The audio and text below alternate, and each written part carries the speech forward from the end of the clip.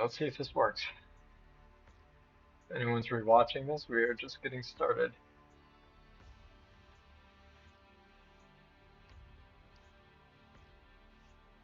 Just gonna let it sit for a sec, see if anyone's gonna hop in.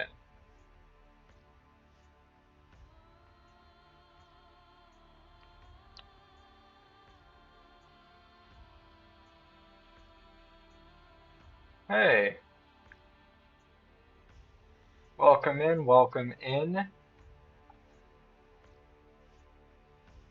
Hello, everybody. Hey, glad to see you guys pouring in. Got some music on. I don't know if you can hear it. I thought it would be like a nice little background. Just gonna make some announcements in our Discord server.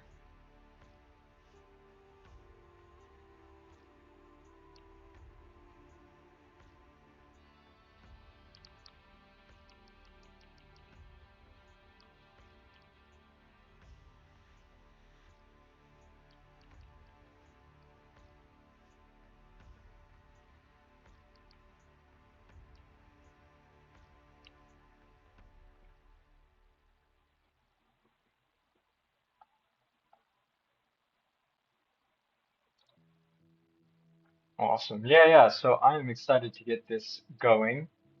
I'm just going to let some people kind of pour in for another minute or so. And I had spent the last couple of days compiling all the submissions, getting them in this slideshow. I'll probably reiterate this again, but I will not be able to get to everybody today. The reason being there are over 112 submissions, which is insanely cool. So I'm going to have to, I want to give them all the respect they deserve. So I'm not gonna like blow through them. Yeah, everybody's submissions were really, really good. I will preface with that. I think you guys really knocked it out of the park, and it was just such a cool thing. This one too. My first competition was good, but this one was really, really good.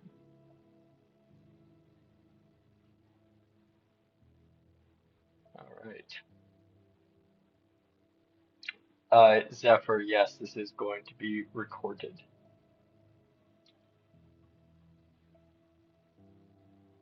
And yes, there'll be another live stream to cover whatever I don't cover. Ah, thank you, Liziek. I appreciate that about the book.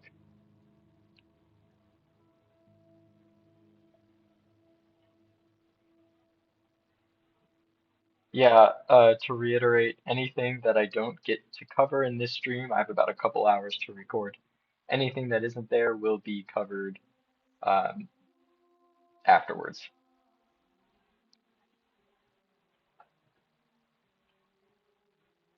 All right.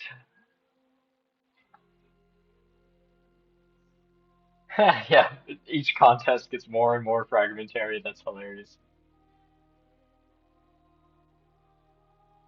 Would I ever want a Dragon Codex animated show or movie? Oh, I mean, I wouldn't say no to that.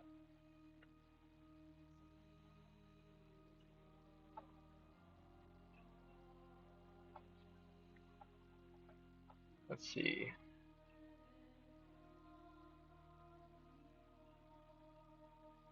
I'm trying to get on to, one second, leave. We got 75 people in here so far. If someone posted their creatures a minute or so after the deadline because of time zone differences, I mean, if it was on, I believe it closed on the 6th, correct? If it was on that same day, chances are I have it in here.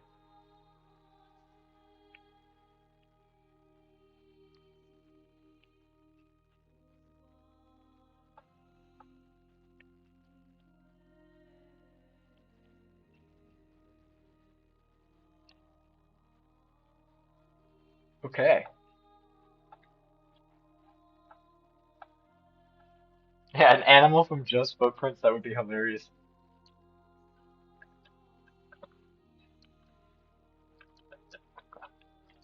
Just getting some water.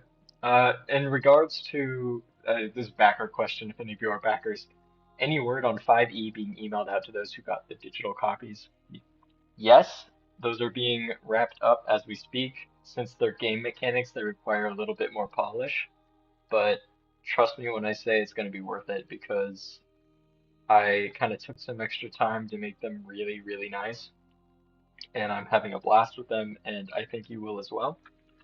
It was originally going to be like a simpler, like black and white D&D style thing, like old school D&D, but I really wanted it to be an art piece in its own. What's the name of the song I play in the background of my videos? I'd have to check my files. It's something from a stock website. Tooth Taxa. Yeah, next competition, guys. Tooth Taxa. Okay, 81 people in here. It's been over 5 minutes. So, what do you say we go ahead and start? Now, let's see. Before we begin, I want to thank all of you who participated. All of our submissions were reviewed. Several entrants submitted extensive multi-page analyses or submitted PDFs that were very intensive, very long, which is so cool. And I read through all of them. I think they're really, really cool. For the sake of stream length, however, I've annotated or condensed some of these to fit within the box as well as not to take too long to talk about. But your original artwork and ideas and all that, they've been preserved. I've read through all of them. They're really, really cool. And yeah, I mean, it's so crazy to think for a competition. I request paragraph, short paragraph, and artwork, and you guys just went crazy and did so many cool things. And I can't wait to get into it. Now, we're going to do a short recap before we begin. Well, first of all, there were 112 submissions. Oh my God. Far more than I ever expected or thought that would come in. 112. I spent days compiling this. It's like the best problem to have. There's so many of you who were so eager and willing to partake in this competition. How awesome is that? We'll review as many as we can tonight. I have about 2 hours, and the remainder we'll do on another stream. All right. Let's see. Checking the comments. Yeah, the reconstructions are so cool. I agree. I won't do like a scathing art critique or anything. Don't worry. That I believe should be a consensual thing. If someone wants a scathing art critique, I'd give it to them. But we're just gonna talk about their stuff for today. Uh, in terms of oldest to newest or newest to oldest, I just kind of threw them in here. They're not necessarily in order. Yeah, hey, Joshua. Welcome to the stream, man. Let's see. And so, to reiterate, the challenge was to reconstruct this massive fragmentary fossil. Not all the pieces may belong to the same animal. You can get some fish in there, some little lizards in there. Some of the bones don't match. What did it look like in life? The skull could either be mammalian or maybe it's reptilian and a bit derived. It could go any one of these ways. So, how did you handle this challenge? We're going to start with Ben Try or Ben Tree on Discord with their Neptune Dracodon Osprey. Really cool submission. I think it's a good one to start on. It takes a dragony angle. I believe it interprets the skeleton with a very direct sort of way. The arms are proportional to the skull as they were in the original fossil. Uh, Assuming the arms belong to the skull, they left it open-ended. The fingers were about the same as on what looked like fingers here. It was a cool attention to detail here. Something I appreciate is the neck studs as well that I took like Stegosaurus-like neck studs on the original drawing. The short tail as well I appreciate. But to quickly go through this, it says this species is a coastal animal since gone extinct. hunted large and small prey in shallow waters. It had large conical teeth that allowed it to grasp aquatic prey, while its powerful hind limbs provided the strength needed to seize and dispatch larger marine animals. It gets its name from an osprey-like hunting tactic, and its neck was reinforced with thick vertebrae and osteoderms to prevent injury during hunting and combat. The reduced tail minimizes drag while taking off from the water. The horns and chin spikes on the beast's head primarily serve the purposes of sexual display and combat. Really greatly put. The teeth look good. They look like the skull. Uh, just an all-around solid entry. Good job, man. Moving on to something wildly different, and I think that's why they go good together in this order. We have a submission by Schmaltz, which is this giant skull on the fossil bed. Reminded them of the Black Marooner, an aquatic dragon of mine. The giant arm on the bottom right looked too large and short to belong to a flying dragon, so they interpreted this as a primitive ancestor to the modern day Black Marooner.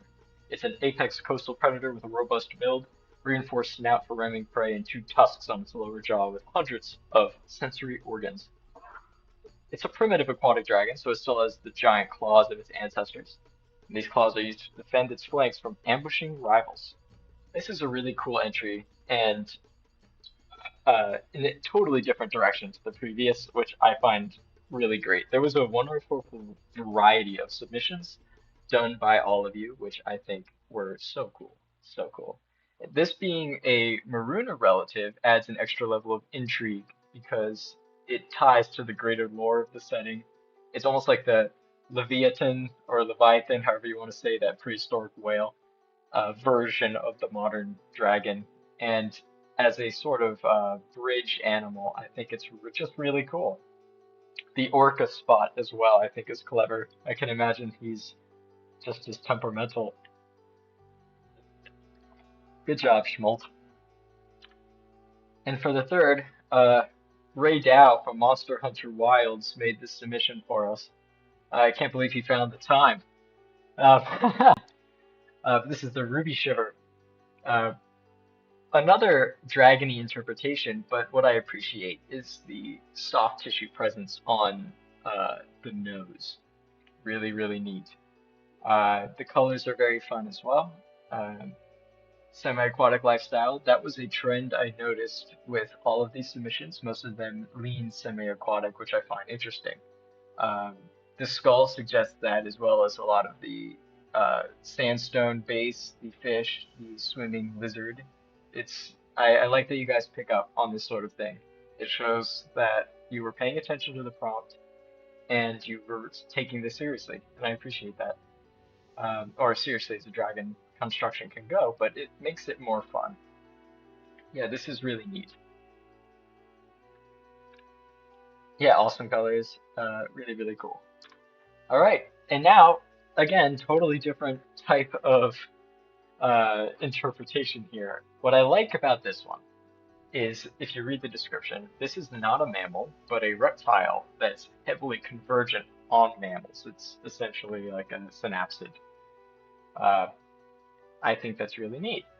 They did not go the wing route, but instead chose to give it very long arms instead, and a ground sloth-like body. The colors are nice. Purple and yellow looks good together. They call it the field plant lizard, or that's what it uh, translates to. AXO made this piece. I think you did a fantastic job, AXO. This was one of the ones that stood out to me as a particularly creative interpretation. Good job. Up next, we have a absolute heavyweight of a dragon here. What I like about this submission is actually the little dinosaur on the top right. I think he's particularly charming. But the Barren Shore Titan, it's a massive fossil that stumped the scientists of Evervast upon its discovery.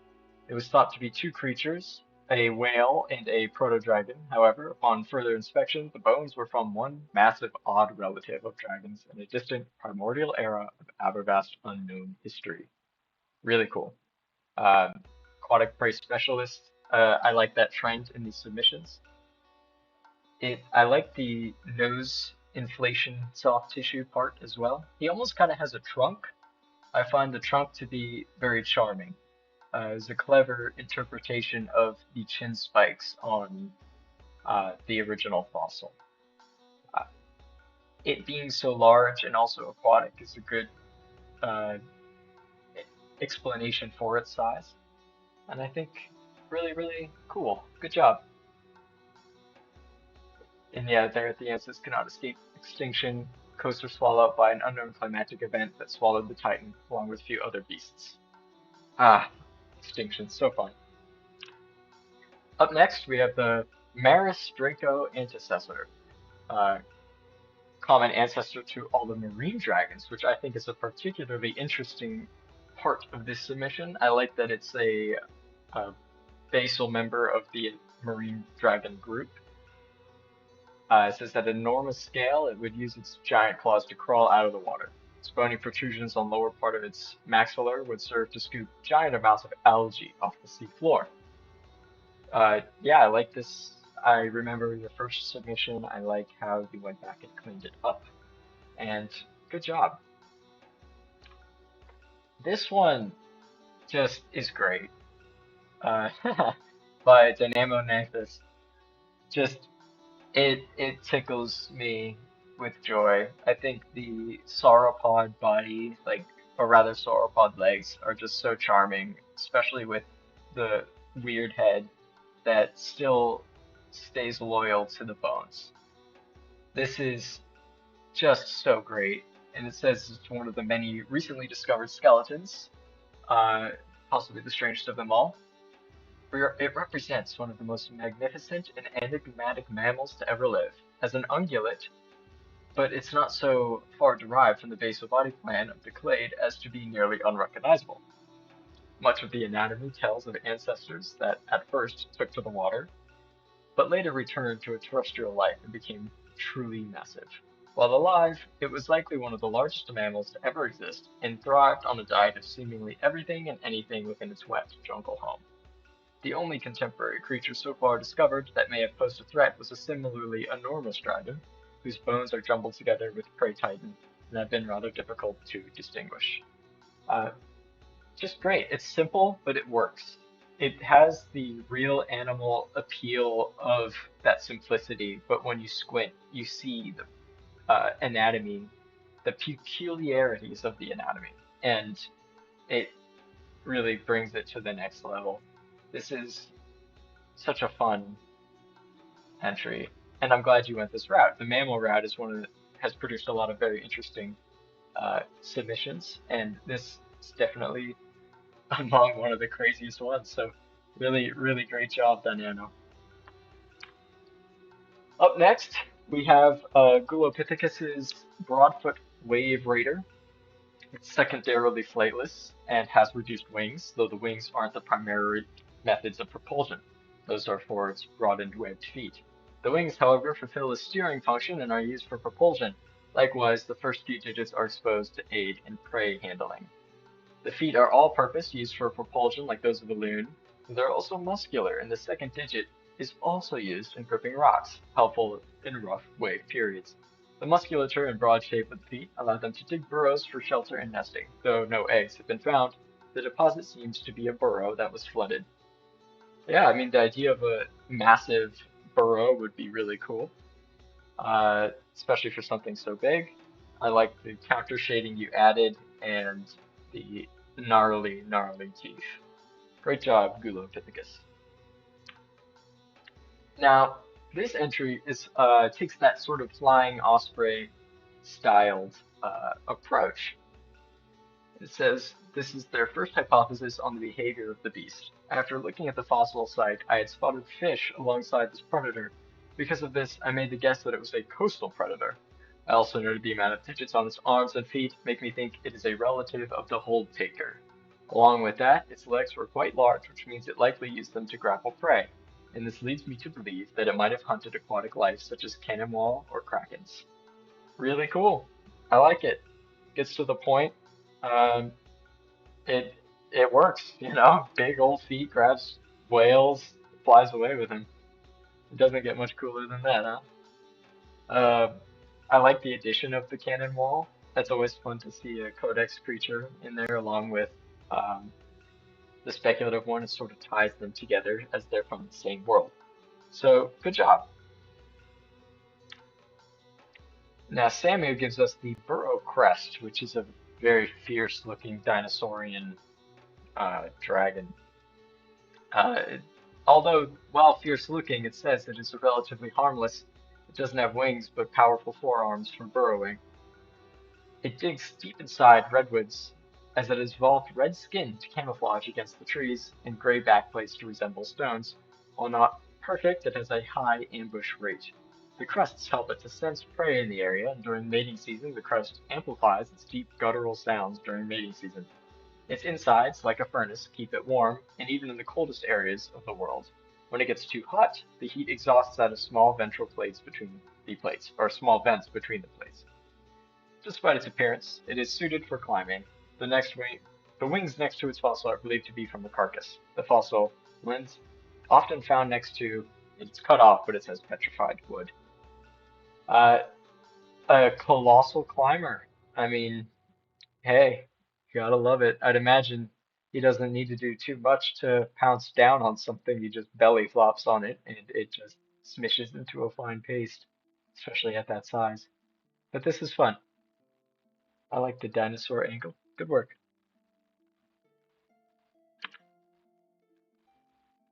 All right, now this one is one of the most bizarre interpretations by the rodent on Discord. I am charmed by him. I think he's very fun. The description reads, Fret not, this creature was not a brutal man-eater, but a calm and gentle piscivore. It couldn't hurt a fly. The flabby lurjaw is entirely flightless and is only found on the shore of water bodies. The flabby lurjaw's nasal apparatus is indicated in the fossil by the retraction of the narratal aperture and the widening of the premaxilla. I love this sort of reasoning, guys. Really, really cool. The same is said for the mandibular lures, which are evidenced by the protrusions on the mandible. The nasal structure, dubbed a nasorium, hosts lures derived from feature scales, which are immobile and mechanoreceptors. The mandibular lures are capable of rudimentary motion. The reduced wings of the flabular jaw are a form of sun umbrella, allowing the creature to enshade the area in front of it to better see their prey, kind of like the umbrella bird. The long tail associated with the fossil might either belong to its prey or the creature itself, with hints to how it moved, swimming, and powerful strokes from a finned tail. What a strange guy. I commend you for going the crazy route. Good job. Let's see. And now, a submission by Joshua Noop on Twitter. I'm sure many of you know who he is. Fantastic paleo artist, a good friend of mine. And he gave us a really, really great submission. And we're going to read it off. Fossil Leviathan. Well, first being thought to be an enormous flying dragon, the fossil of this creature later turned out to be an enormous swimming animal. While scholars are still debating if it was a true dragon, certain things have become clear in recent years. What was first thought to be orbits most likely represents openings for salt glands, with the actual eyes being only partially preserved behind them. Similarly, the long, rod-like bones on the slab that were first thought to be wing fingers probably represent parts of a huge sail-like structure. This, together with the retracted nares and the huge, probably webbed feet, paint a picture of an enormous coastal predator. Joshua, you killed it. You know how much I like this one. This is really, really great and just bizarre. It's like Dino-Kyrus dragon, you know? Um, like this would be just the prehistoric freak that someone would uncover and not know anything about it until like seven more fossils. It's like the Spinosaurus Kyrus of the setting, which I think is so fun. I particularly like the speculative leap on reconstructing the orbit. I think uh, it works well with the rest of the fossil because there are the dips in the back of the skull, which could suggest something being there. And it doesn't feel like something's just kind of clipped onto the top. It actually works. And that is how fossils can be. Fossils can be broken or shattered and perhaps maybe a future one would reveal something preserved that wasn't there on the skull before. It is indicative of real paleontology and so fun to see. The pattern is also really cool. Uh, just absolutely strange and bizarre and very fun submission. Thank you for doing this, man. All right. Up next, we have another mammal. It's a giant whale, the Archesonax. It has a pseudofin, pearl claw. I believe this is a giant hern that a hern is a sort of whale seal from the Codex setting. And they decided to have this one be a ginormous representative of that group, which I think is very fun. They added a speculative rear limb, which the smaller herons do have, which is, while speculative, it can make sense if you're reconstructing it as a hern. It might still have those legs. Uh, Here it says it was a giant fish eater preyed upon by parasites. Has an oddly muscular head and teeth used for courtship. Who knows? Who knows? Uh, it is long but unflexible in the neck. Ignore the blotting. Oh, okay. I will. Um, but this is a very fun interpretation. It feels like a real animal. I like that it still has the claw, and yeah, it's massive, but every sea monster should be massive, right? Good job, man.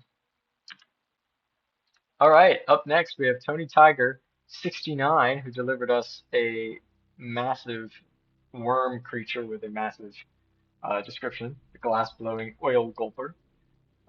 This one was fun because it took the prompt in an entirely different direction. Rather than an ocean creature, this is a like sandworm type creature. It sort of swims through the sand like your classic Dune imagery and spits out glass. I think that's really, really cool. Uh, yeah, here it says the environment of the recent fossil seems to suggest it inhabited a subtropical sandy desert, once a great ocean floor. As the tectonic shifts have changed elevation, so too did it crack the Earth's mantle and parts of the habitat, allowing oil deposits once formed millions of years of drying plankton to flow once again to the surface. Uh, Really cool. I like the texture work on this. The brown color works for the habitat and the look of the creature. It makes a great bullet type of animal. Yeah, Shai Hulud in the comments, truly. Uh, but yeah, very good. I would read more, but as I mentioned before, I kind of need to paraphrase a little to make sure everybody can get their moment. But yeah, this is really great, man. I like the tiny little hearts too. And this one I thought was interesting. It's not a, it was in the submissions channel. It's not a proper reconstruction, but this represents the theory crafting and the speculation in the community during this contest that I found to be really great. Uh, this was Swan Gaming. They were examining the skull for similarities with other animals, namely Basilosaurus. And it does look like Basilosaurus. So I thought that was cool. I mean, this sort of thing was my favorite part of the competition. And now we're going to move on to Gap's Shrouding Berther. Really, really cool entry. Look at this guy. Massive feet, cool wings. I like his head a lot. He looks very natural while still adhering to the skeleton. I think this was such a fun entry. Uh, Here it says they could resemble small islands while doing their umbrella bird style uh, prey attraction with their wings. They, let's see, their canopy sparks fish activity, offering shelter and protection, and the occasional dropping, in terms of their presence, attracts bigger fish, in which these dragons feed, luring prey while hoarding a banquet. If you must slay one, remember to be comfortable in water, travel light, and swim in silence to the inside of the canopy. A well-placed heavy arrow to the exposed heart and a speedy retreat are the recommended method. Hey, I like that he has a weak spot. Every good monster has a weak spot. The addition of jaw horns, as well as the chin horns, I think really push this design. It gives it a very distinctive X shape, and it looks fierce. It looks like a Codex dragon. Uh, this sort of guy would fit right in with the likes of the tasseled Thundermaw or other such aquatic dragons. I think his coloration is also really nice. It's natural, and his big weird feet have charmed me. Yeah, this was really one of my favorites. Such a cool guy. Good job, Gaps. And there was some lore here, but we discussed it. Now up next we have the this really cool tentacle-chinned entry, which reads: In centuries past, gazers of the night sky witnessed a dim, slow-moving star that rejects the stillness of its kin. Old sailors or fishermen know this phenomenon and may still witness the living star while it is much closer to the water. Old legends have many names for this beast: the Old Man of the Sea, the Bosun, Captain of the Seven Stars, or simply the Living Star. It is said the creature had a beard of stars and glowing tattoos all over its body and could even make others objects shine in the same way. Those who make these claims are outcast as crazy. What dragon can light but not burn? What beast can fly so high to touch the stars but bother coming down to earth? I like that, that's cool.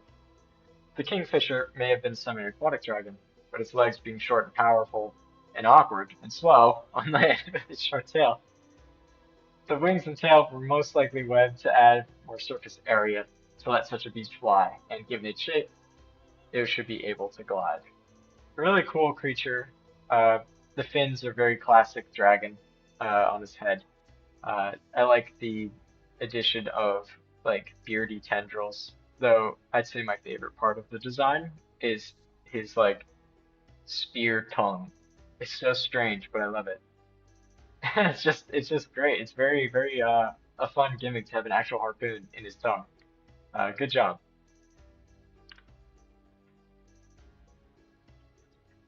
Let's see. In turn to answer a quick question, is he reading what's on the art or the little passages in Discord? Both. I annotate some of them. I read some of the passages. Sometimes the art it has enough information on there. But all right, let's move on to the next one. This one has a really great pose. Uh, it says, "Ah, but observe, dear colleagues, what a splendid monstrosity we have before us. I propose this creature as the abyssal swell dropped, the magnificent split jaw leviathan, fully aquatic terror, the undercity's drowned abyssal basins." Note at once the gracile pelvis. Yes, yes, precisely as you astutely observed, far too delicate for any meaningful terrestrial support. Conclusively proving this beast was no shoreline crawler, but a dedicated aquatic ambush predator. I interpret a large mandibular sheath akin to the feeding adaptations of a pelican eel, a dreadful apparatus capable of flaring open to create a catastrophic suction strike. It's slate blue and pale on the underside, and just overall, a great design. I like that he puffs up like a baleen whale or a pufferfish or like a Shin Godzilla. But something I appreciated here was I like when you guys took the skeleton and would make annotations on the side. Like random doesn't support random circle circle. It's cool. It's cool to see your thought process behind the submission as much as it is to see the final artwork itself. So I'm very satisfied with this one. I think it's very cool, very fun, and the pose is killer. So good job, Dan. All right, the now is this great laughter or great lager? I'm unsure, but I'm gonna say laughter would be funnier, but lager is probably what it is. But this is cool. From Dan Sin, it's a mammal, but it's a flying mammal. It's like a bat creature. Uh, except for being a bat, it's an ichneumon. So it's Tenrec, but several times larger. Here it lived in open meadows and steppes as an apex predator. At such size, its spines have completely disappeared. It is an opportunistic predator. Why do you think it's a mammal? The skull and the nasal sinuses, eye sockets, and the placement of the chewing muscles is different from modern dragons. The teeth are also differentiated. There's a diagram on the art with the skeleton. Tusks were most likely used in disputes for territory, food, and during the breeding season.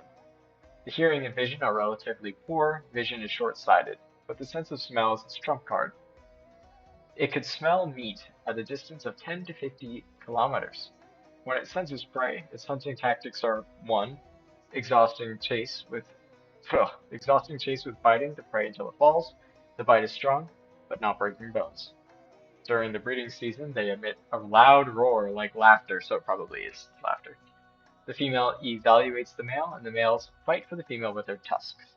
This is cool. This is a really unique interpretation of the fossil. As a giant flying mammal, I think that is very cool. Good job, Danson. Let's grab some water before we continue. Here we have uh, the Great Whirlwing, which is another leviathan. It is the ability to echolocate in search of food as they descend into deeper parts of the ocean. It has conical teeth and strong jaws that can crush the shells of large invertebrates or even other dragons. Giant dragons cruising through the open ocean with wings turned into fins, and each flap, using their immense strength, churns the water. I like the manta ray fins. I think that's neat. The color is simple but good for an ocean dragon. This is fun. Like all these ocean dragons are getting me thinking about my eventual ocean book for sea monsters and sea dragons. Getting me very excited. I like the little tiny feet as well.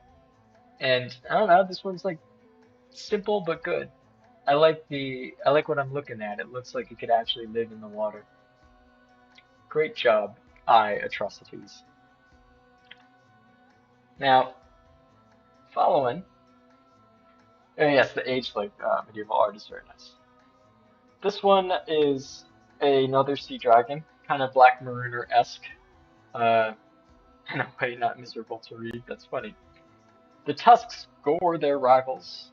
The females claim wide territories while males are nomadic. Once they're grown, they develop tassels on their fins and tail during their first mating season that remain for the rest of their lives. Males within the female's territory will fight for the right to court her, fights being brutal, consisting of rams, slashes, and utilizing their tusks. It has a heat organ in its throat, which it uses to keep itself warm in the cool waters, which I think that's a cool detail. That is something that the Codex Dragons have, and that's a great way to loop in existing Codex Dragon lore with your submission. Uh, I like a good sea dragon. What can I say?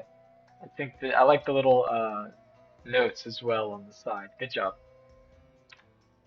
Now, following from Aura, we have this cool, agile-looking brown dragon, the Bracken Lords, I believe it says. Huge, absolutely huge, but agile nonetheless, like a '90s dinosaur. Kind of like has that run like I've seen on some like old paintings of Tyrannosaurus, which I find appealing because I love old paleo art. Let's see, I believe I had some more on this one. Yeah, so it's the Bracken Lord, which is a great name as well. It's a super dragon, which is a cool word. It dwells in marshes and bogs. Uh, the Let's see. Tales excavated from ruins speak of the ground shaking terribly as it drew near and of its thunderous calls. What's interesting here is that the fossil must be newer if people are still writing about it, and that's an interesting interpretation. To be rather than prehistoric, for it to be more like a couple hundred years extinct. Or maybe 1,000 years extinct. That's a very valid way to see it, and it just shows how many ways you can go about thinking of this challenge. All right, up next we have a really cool one by Sanger Art, the snub-nosed coast giant. It is effectively a sperm whale with wings, but I think that is what makes it really cool. Here it says it's a prehistoric relative of modern-day dragons adapted to an aquatic lifestyle. It lived during an era of ecological abundance, which provided the vast quantities of food necessary to attain such a colossal body size. Its extinction may be linked to the onset of an ice age. The creature possesses a massive and heavy build. Its flat, elongated skull bears a vague resemblance to those of whales or dolphins, giving the rise to the hypothesis that the animal possessed a well-developed melon. Fossil impressions suggest a thick, leathery hide that was likely very elastic. It's presumed that this creature led an amphibious lifestyle similar to a seal, inhabiting both land and water, and was likely incapable of flight. The comparatively short, thick wings, as well as the equally short but powerful legs, would allow for a swimming style in which the animal glides through the water in an energy-efficient manner. Further fossil remains found in the stomach indicate that the animal subsisted exclusively on a diverse variety of fish. To date, no evidence of a breath weapon has been found, and it's not likely the animal, not unlikely that it lost the ability due to its aquatic habitat. What a beautiful painting, though. I mean, uh, great writing as well, but a technically very well accomplished painting. I could feel the weight, I could feel the heft. This looks like something that wants to galump back into the ocean, where it would be much faster. And it's just great. You know, you can see the chin impressions from the skull, and it's a really fun way to interpret soft tissue on a fossil in probably uh, an extreme way. Uh, this is awesome. I could see it hauling itself out of the sea like an absolute like Gojira. All right, and following, we have an entirely different interpretation. The sandy redtooth. It's a desert dragon from the gorge lands that would climb across canyon walls and glide from wall to wall, much like the hellbasker. They get their name from the reddish-orange teeth that are filled with iron, and this strengthens and stains them, giving them an odd color. They use these teeth to crack open the shells of animals like tortoises and large beetles. To survive, they have a fat reserve in their tail, and when it swells to almost half the size of the dragon's head, it acts as a counterweight. The redder the teeth and fatter the tail, the healthier and more fit to mate. That's really cool. I mean, a scorpion tail is always awesome. It's like a classic wyvern type of approach to scorpion tail, and it works here.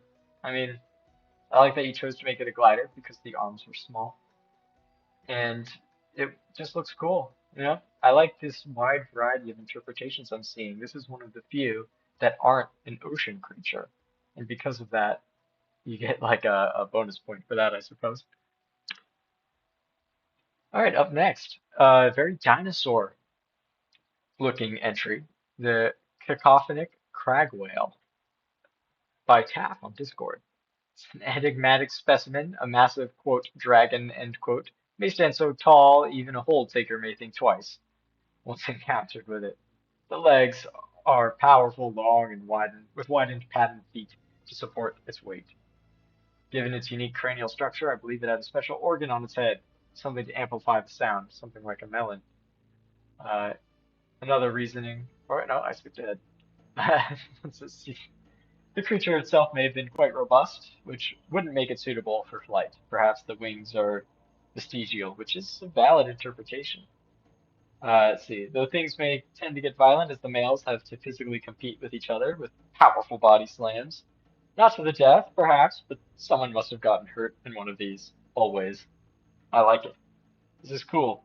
Like a land whale, especially with the calls. And it's a badass looking dragon. All right, and a similar dinosaur build, but also aquatic, is the Great Tusk, the Gladiator rotundum. It's a subaquatic, that's a funny name. Subaquatic dinosaur, apex predator of the prehistoric water. It's kind of like a giant frog meets a T-Rex, which, you know, if I remember correctly, the T-Rex has frog DNA in Jurassic Park, so perhaps this is what it would actually have looked like. There's a couple of these in here, a couple designs. One is or are they the same design? I think so. This has a trunk. I like the trunk. I like that some of these guys have cool trunks. They fold in nicely and create a smooth front of the head, aerodynamic or hydrodynamic. And it's just bizarre. It's bizarre as many real animals tend to be. So good job, Great Tusk by Fish and Lemon. This is a very fun design. All right, we have something that went a whole different direction by Iggy on Discord. I will say what I like about this one is that it has a whole scene.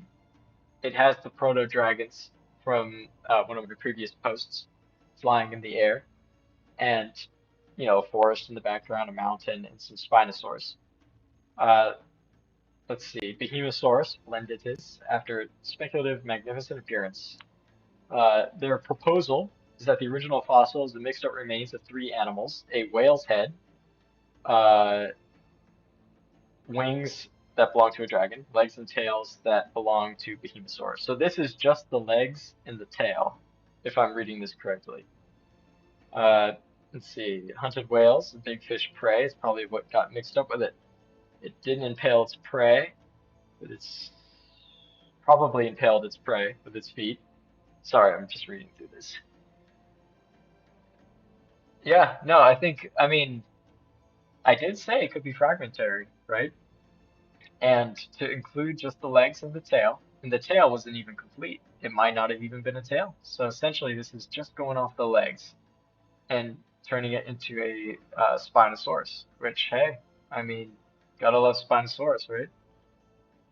I could see something like that happening, mixing up and being a cool bone bed. So cool. This one's really great in terms of anatomy.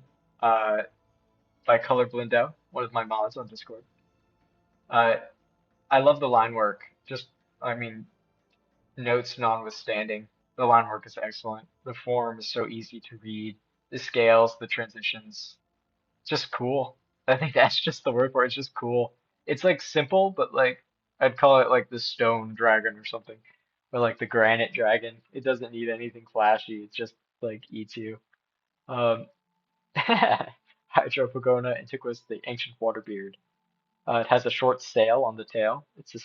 Has a stiff tail like a dinosaur. The skull is a large connection point indicating a heavily built neck.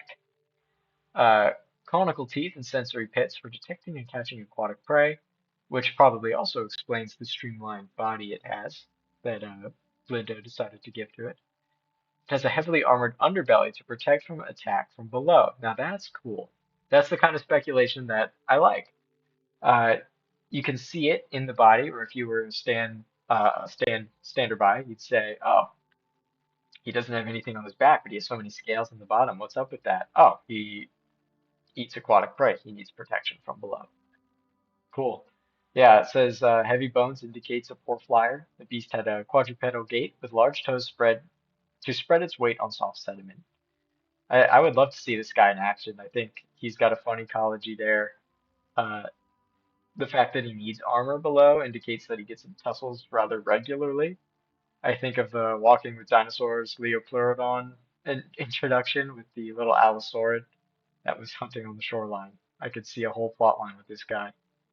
Um, yeah, flash flood at the fossil site being the cause of death also closes it out with like a nice narrative edge. Uh, yeah, good job. Love this one. All right, this is another flying mammal called the behemoth, and it takes the sort of bat approach, very similar to the other one. Nefarious Worm did this one, and I think it's cool. It says, I've been studying the remains of this beast for quite some time. My coworkers left a week or so ago. It's a miracle I'm still alive. Anyway, the fossil of this creature shocked me when I first saw it. I won't go on in arbitrary comparisons. The animal was gigantic. No known beast matches this thing in appearance.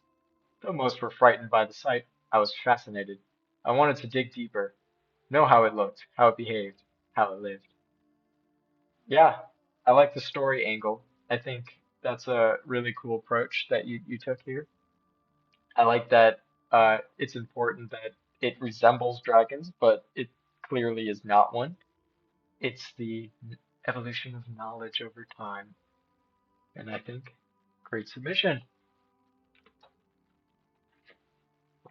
The crowned Torrid meets us next. This is another really cool drawing. I appreciate that it's done traditionally. I like all the wings especially captivate me with all those cartilage rods coming out. It's got some good form. I like his leg anatomy. He's kind of standing on his tiptoes. He's almost an ungulate. Uh, he looks cool. He looks agile despite his size, and I think there's a fun contrast there. Uh, hot and dangerous fire breath, naturally. It is the ground taurid because the crust on its head had beautiful colors on its tips. Yeah, I could see that. The wings on his back kind of look like a crown too. This is by X, Batgirl X.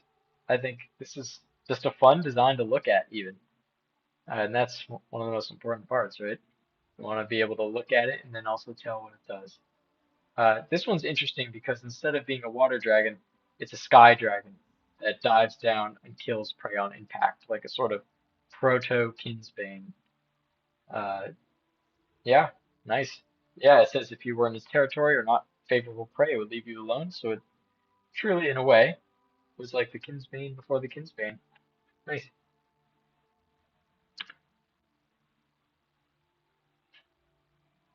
Let's see, we have the Yesteryear Emperor of the Marshes. Titanic monster, one of the largest terrestrial dragons ever discovered. Uh, Nice. This is another semi-aquatic dragon interpretation. It fed on everything in the swamp. Believed that it was a member of Caldra Cora, being related to the Hold Takers and the Wailing Bishops and all that fun stuff. Went extinct 5 million years ago, likely due to the shrinking of expansive wetlands it relied on. Yeah, competition with more efficient predators. That makes sense for a large predator. This guy's huge. Uh, I'd imagine he needed to submerge quite a bit, especially at those peak sizes. Thank you, the Crow of Wisdom. This is cool. All right, this one is kind of fun to look at. The Paddlefoot. It's an omnivore that is, let's see, it has a similar niche to the extinct leopard seals of Earth. Leopard seals, are they extinct? No, but I get the point. They feed on krakens and also large species of ocean fish. Sometimes they'll jump out of the water to catch flying dragons and flying birds. They are also about the size of a whale and are particularly less aggressive than most dragons, which is a distinct turn of events. It says one of the few dragons with lips on their face. Allows them to get protection from the elements of the oceans. That's so funny. I know a lot of my guys have no lips. You'd almost think water is the best place to have no lips, but hey, I'm not gonna rag on this guy for evolving lips on his face. Oh, he shoots salt water. Heats up and shoots salt water out of his nose. That's fun. And he has hair. So he's a hairy dragon with keratin-like hair. That's fun. Very speculative, but hey, that's what it's all about. That I was looking for this sort of thing. So good job. Now this one is so cool. I mean, look at this composition. Uh, this is by Barry and Broman, who really went above and beyond in terms of this sort of thing. Like to make a whole scene was beyond what I was asking, but I so much appreciate the effort put into it. It's a beautiful rendering as well. Uh, a kraken that was also a distinct creature that they designed related to the Mad Maker. I believe they called it the Kelp Kraken. Uh, it works. It works with the other species of kraken, yet it feels distinct on its own. Uh, the dragon feels like a relative to the Tide Baron of the canon Dragon Slayer Codex, and like an extinct relative, which is really cool. So it's called an abyssal phalanx wing, tackling a kelp kraken as the cliffs above them collapse, burying the dueling leviathans in an instant. The quick and violent burial results in decent preservation of the large sea dragon. However, uh, remains which are, however, damaged and disarticulated because of the large rocks. The cliffside has lush vegetation growing on top, providing habitat for an array of coastal species. That explains why there are lizards found in an otherwise marine assemblage. What a cool story, too. It's like dueling dinosaurs, but like the Dragon Slayer Codex version. Dueling dragon and kraken. Yeah, it's like a Spino kind of thing. This is a sick entry, man. Really, really cool. I love the narrative of it. It feels prehistorically epic. Thank you. Following it, we have the Great Chain Smoker, the deadliest stoner that ever was. This is one they believe the colossal bones belong to. He presumes that this beast of titanic proportions is an ancestor to the infamous dragon of the Codex, the Hushmurmur. He arrived at this conclusion due to the striking similarities of this fossilized skull compared to the Hushmurmur's. Similarly to its nightmarish descendant, this ancient dragon does not breathe fire and instead breathes out a foul-smelling gas. Yeah, cool. I like that it has the same wing anatomy as the Hushmurmur. It feels like a relative. It's like how prehistoric creatures are often the larger, scarier versions of modern ones. It works. I also enjoy that you chose to depict the strange axe-like bone in the assemblage as a tail weapon. Uh, I haven't seen much of that, and so kudos for that one. Cool colors, looks properly mean and vicious. Yeah, cool.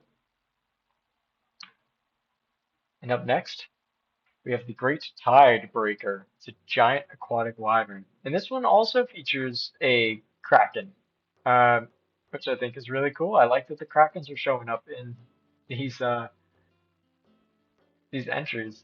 Uh, see, when it's very young, it can fly using its wings. It fed on small fish and crustaceans.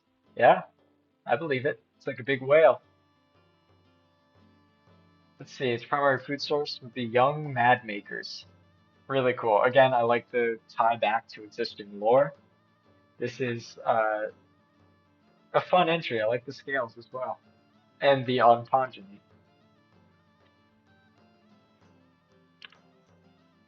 Let's see, we have the. Ooh, look at him. That's kind of fun. Yeah. I like the front view, the sort of shell-shocked expression he has. That's awesome. He's a newly discovered dragon found by a seaside sandstone formation uh, by workers who were building a slayer colony. May have been semi or fully aquatic. And let's see. Ooh, a shelled flounder. That's fun. I like that you gave the fish a reconstruction as well as the lizard. That's a wonderful pulled together of all the material in the fossil bed. This is really, really funny. Well, not funny, but good. Let's see. And he's absolutely massive, which is awesome. Yeah, I like it. I like the paddle tail too. It's like Spinosaur-ish, but not exactly just a Spinosaurus tail. And I always appreciate that. It makes it feel less like a Frankenstein. Now this one's interesting because it decapitates the skeleton and uses all the material except the head and gives it a Kellenkin head. And honestly, all the power to you. An open interpretation on this bad boy. It's the Eastern clawbearer, large wading reptile with wide feet for traversing shallow waters. Let's see. It caused the inland sea dried out, causing the extinction of this heavily derived species. The upper half is derived from extant relatives which possess their signature keratinous beak. I wonder who the extant relatives are. However, I guess this is a dragon, but I mean, if it's a bird, that's cool too. Yeah, really cool. It's like a frigate bird. Uh, yeah, cool. I like it. This one has awesome colors. The False Sun. Beautiful handwriting as well. Uh, yeah, this one is one of the flighted interpretations. Uh, here they justify that by saying it takes more time to take off, and that they would make their nest atop the tallest spot in the region, like trees or hills, so they could simply jump down and glide anywhere. Uh, that's one hell of a tree, but I respect it. I believe they are generalists, but have a diet composed of a lot of meat and fish. They can live in a wide variety of coastal areas as long as there are big fish to catch. I gave them very bold coloration to be a sort of warning to other dragons and attract mates. So after I decided to make their wings very threatening and abstract for the same reason, with a superb sense of smell and keen eyesight, they could spot prey from far away. They could breathe fire, but enhance it by drinking seawater to produce yellow salt flames. Though I don't think my interpretation is correct, I still feel good to be able to participate and had tons of fun drawing. Thank you for the opportunity. I'm glad you had tons of fun drawing, and honestly, I could tell that you did. This is one of the most unique interpretations. It's almost like an Ultraman kaiju, which I love Ultraman. So, hey, there you go. I love the colors. That sort of yellowy, green, red transition. It's exotic, and the abstract wings are a lovely touch. All right, here we've got uh, Xiphon. Let's try. I'm not gonna try that. I'm not gonna stumble over a word today. But big shark dragon, the sword-toothed lizard king, in reference to Smaug's speech, which is cool. Um, he's named after the new species of Tylosaurus, which is a neat link to real-life paleontology. The fossilized skull reminds me of Basilosaurus, so I reconstructed it as an ocean-dwelling draconian analog to early whales and Spinosaurus. Instead of using its wings to fly, it uses it to swim, like sea turtles or the extinct pliosaurs of Earth. For the coloration, he took inspiration from leopard seals, orcas, and crocodiles, as something large would need counter shading to help sneak up on prey. Uh, let's see, the males of the species have a green eye patch, which is based off of Dead Sound's Coronosaurus from Dinosauria Volume 2. This is fun. Yeah, I like it. I like a big marine dragon. I feel like you can get fun and abstract with it. Uh, yeah, another to comment, another whale. Yes, another whale for the bin. Uh, very cool. All right, this one's really neat. It's very House of the Dragon, or rather just Game of Thrones. The Cliff Baron is cool. It's an ancient colossal dragon launching off cliffs in a merciless assault on its equally large prey. While unknown what the fossil truly was, I've taken it upon myself to give my best interpretation.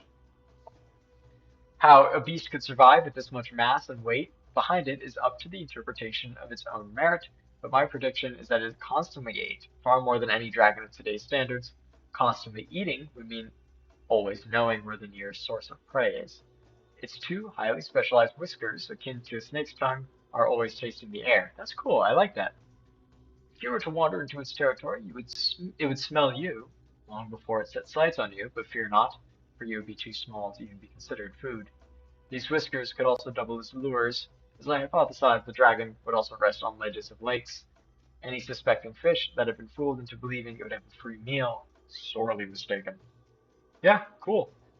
Powerful build. It looks very regal, very elegant, like a classic dragon.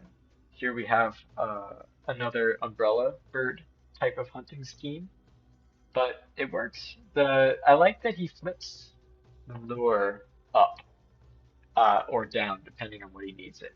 It gives it a nice action element, like an action figure.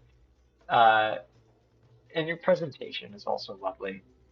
You use the map from the first book, which is a cool callback to canon material. And even the description of the creature, it feels cool and it feels diegetic. And I like that the signature is smudged out. It's cool.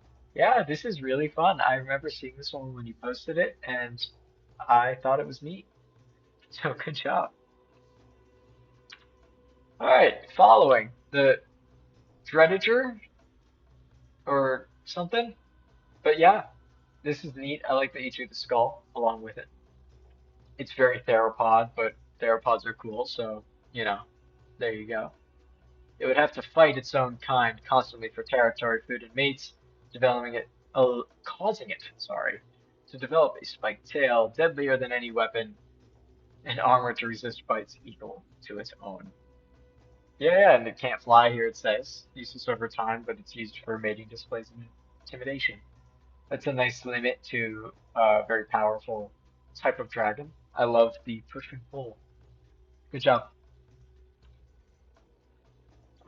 And this one's another favorite of mine. I think it takes the Basilosaurus approach very literally, but Isn't it just so awesome? It's huge. It's colossal. I think it's even bigger than the bones suggest it would be. But I like it. It's just crazy. Like it's like a creature of the abyss, yet the presence of the huge legs prevent it from just being Basilosaurus, you know? I'm probably mispronouncing that, but whatever. Uh, Dracocetus is the largest carnivore ever discovered. I'd believe it. At a staggering 218 meters long, this apex predator is an unstoppable force of nature. I'd also believe it. Its sleek and graceful body is reminiscent of basilosaurs, with the addition of two robust hind limbs that help it bore massive undersea caverns. Dracocetus boasts two large tusks on its lower jaw that are filled with a bioluminescent bacteria that the males use to attract mates. Just great. It's so fun. I like his little hornlets as well. Uh, Something important in creature design to make something feel immense is that something needs to be small. Typically, that's the head. Like if you think of the Incredible Hulk, his head is often smaller than the rest of his body, and it makes him look huge. But in this case, the addition of small little hornlets, while you go, oh, what's the point of those? They don't use it for anything. It's just little spikes. But it leads you to believe that perhaps at one point in its evolutionary history, the horns were much larger and it simply outgrew them. I think that's lovely. Yeah, and they're cute as well. But just cool monster. I think it's fierce. It looks powerful but huge, like proper sea beast. Good job on this one. And in a similar vein, we have another Leviathan, the sea mask. This one is also really cool. Uh, let's see, it's a gigantic coastal marine reptile adapted for warm coastal shelves and shallow abyssal waters rather than deep open oceans, which is interesting. If he's coastal, yet he's so big, I'm sure he's the baddest cat on the block. I like the cartoon in the corner that says "Begone, foul beasts," or "Beast," and he was two cheeseburger. Very fun, very lovely. Uh, you added cool barnacles to his neck and his shoulder as well, which I think is a cool addition, as well as some habitat drawings. Uh, Just a powerful looking guy. And something which I really liked about your submission was look at this research. Look at all this stuff. Like, wow. Uh, I love that you took existing artwork and drew all these like crazy lines between the bones and existing creatures in the setting to try and draw a common theme among them. Notably the aquatic dragons and even the uh, wood warden. The note on parasites and map close-ups and the fish and the real life relationships of barnacles and uh, creatures that live on huge animals, as well as contemporary animals like the fringe head and the frilled lizard and the totogama. Wow, this is cool to see.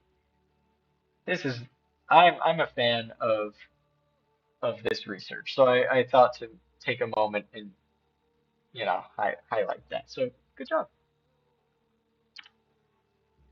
Let's see. Yeah, the research alone was just fantastic. But moving on, we have the symphonic whale jaw drake. Uh, really cool guy. Fierce looking dragon, spiky and spotted and ferocious. Uh, let's see. When our team first found this creature, we originally established it to be a species of whale, but turns out it's a terrestrial drake-style dragon, and possibly an ancient relative to the sicklemouth. This one is also doing the cool ancient relative is bigger and badder than modern relative, which you see a lot in real life. So hey, I like the inflatable sacks that have like eye spots on them. It's very cool. And the sneeze, shotgun sneeze. It's fun. It's cool. It's neat. It has like a shotgun sort of breath, like a rattle dread. It works well. It's very fun. Good job. Now this one is a gnarly little guy. Uh, Terapsid. So it's a very derived, or Therapsid, I believe it might intend to say, a derived relative of the Gorgonopsids, convergently evolved to modern dragons. That's neat. That's a cool thing to base it on. Once winged, they have evolved for fully a semi-aquatic life, possibly descending from a bat-esque therapsid that survived through the Permian extinction into the Jurassic, which having so many ecological niches opened, they evolved into this creature that ruled the waves. I like it. I like the coloring on it as well. The red, blue, gray, pink. It's very fun. And it being a mammal adjacent creature, but not exactly a mammal, is also a clever deviation from the other entries I've seen in here. Good job. And following it is another massive Tenrek. It's like Tyranno Tenrek.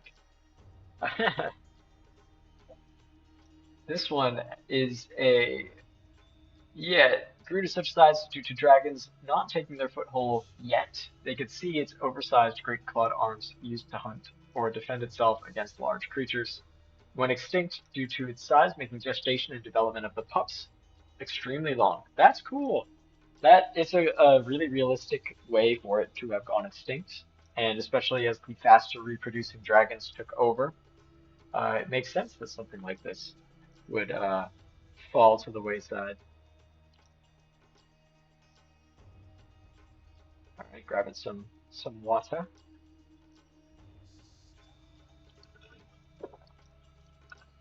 Yeah, giant tenrec is just a cool idea. Now this one's a very handsome little dragon, or I should say huge. The Gargantuan Gravedigger, a nice alliterative name, kind of How to Train Your Dragon-esque. Uh, it's a solitary, semi-aquatic behemoth. Uh, in terms of just design, though, I like the osteoderms on the neck, the sail on its tail, and the little ear fringes. I'll tell you guys, it's going to be hard to choose a winner. There's a lot of such high quality entries. Thankfully, this time there's several winners, which will be in a later video. But it's just such high quality on this competition. Y'all should be proud of yourselves, every one of you. But yeah, I like the coloration here. The wings look good. Um, a very, very handsome design. All right, and following it is a gargantuan dinosaur, the wall breacher. What's interesting about this one is that it is one of those spec Evo creatures that's a human specialist. So it would be a recently evolved animal and a recently extinct animal.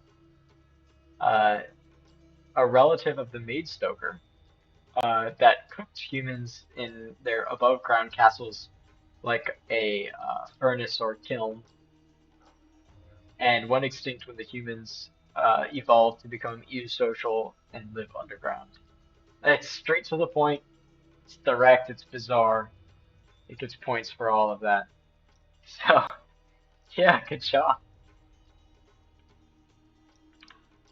This is a very bizarre looking guy, but I like the bizarre looking guys. It also has one of my favorite color combinations and ontogeny, which is very fun to see. It's the Hell-Spitting Sea Drummer. It inhabited the ancient tropical reefs, oceans once covering the tar barrens, cloud forest, and caldera were before the cataclysmic oceanic collapse. I do want to take a note and say that's really cool.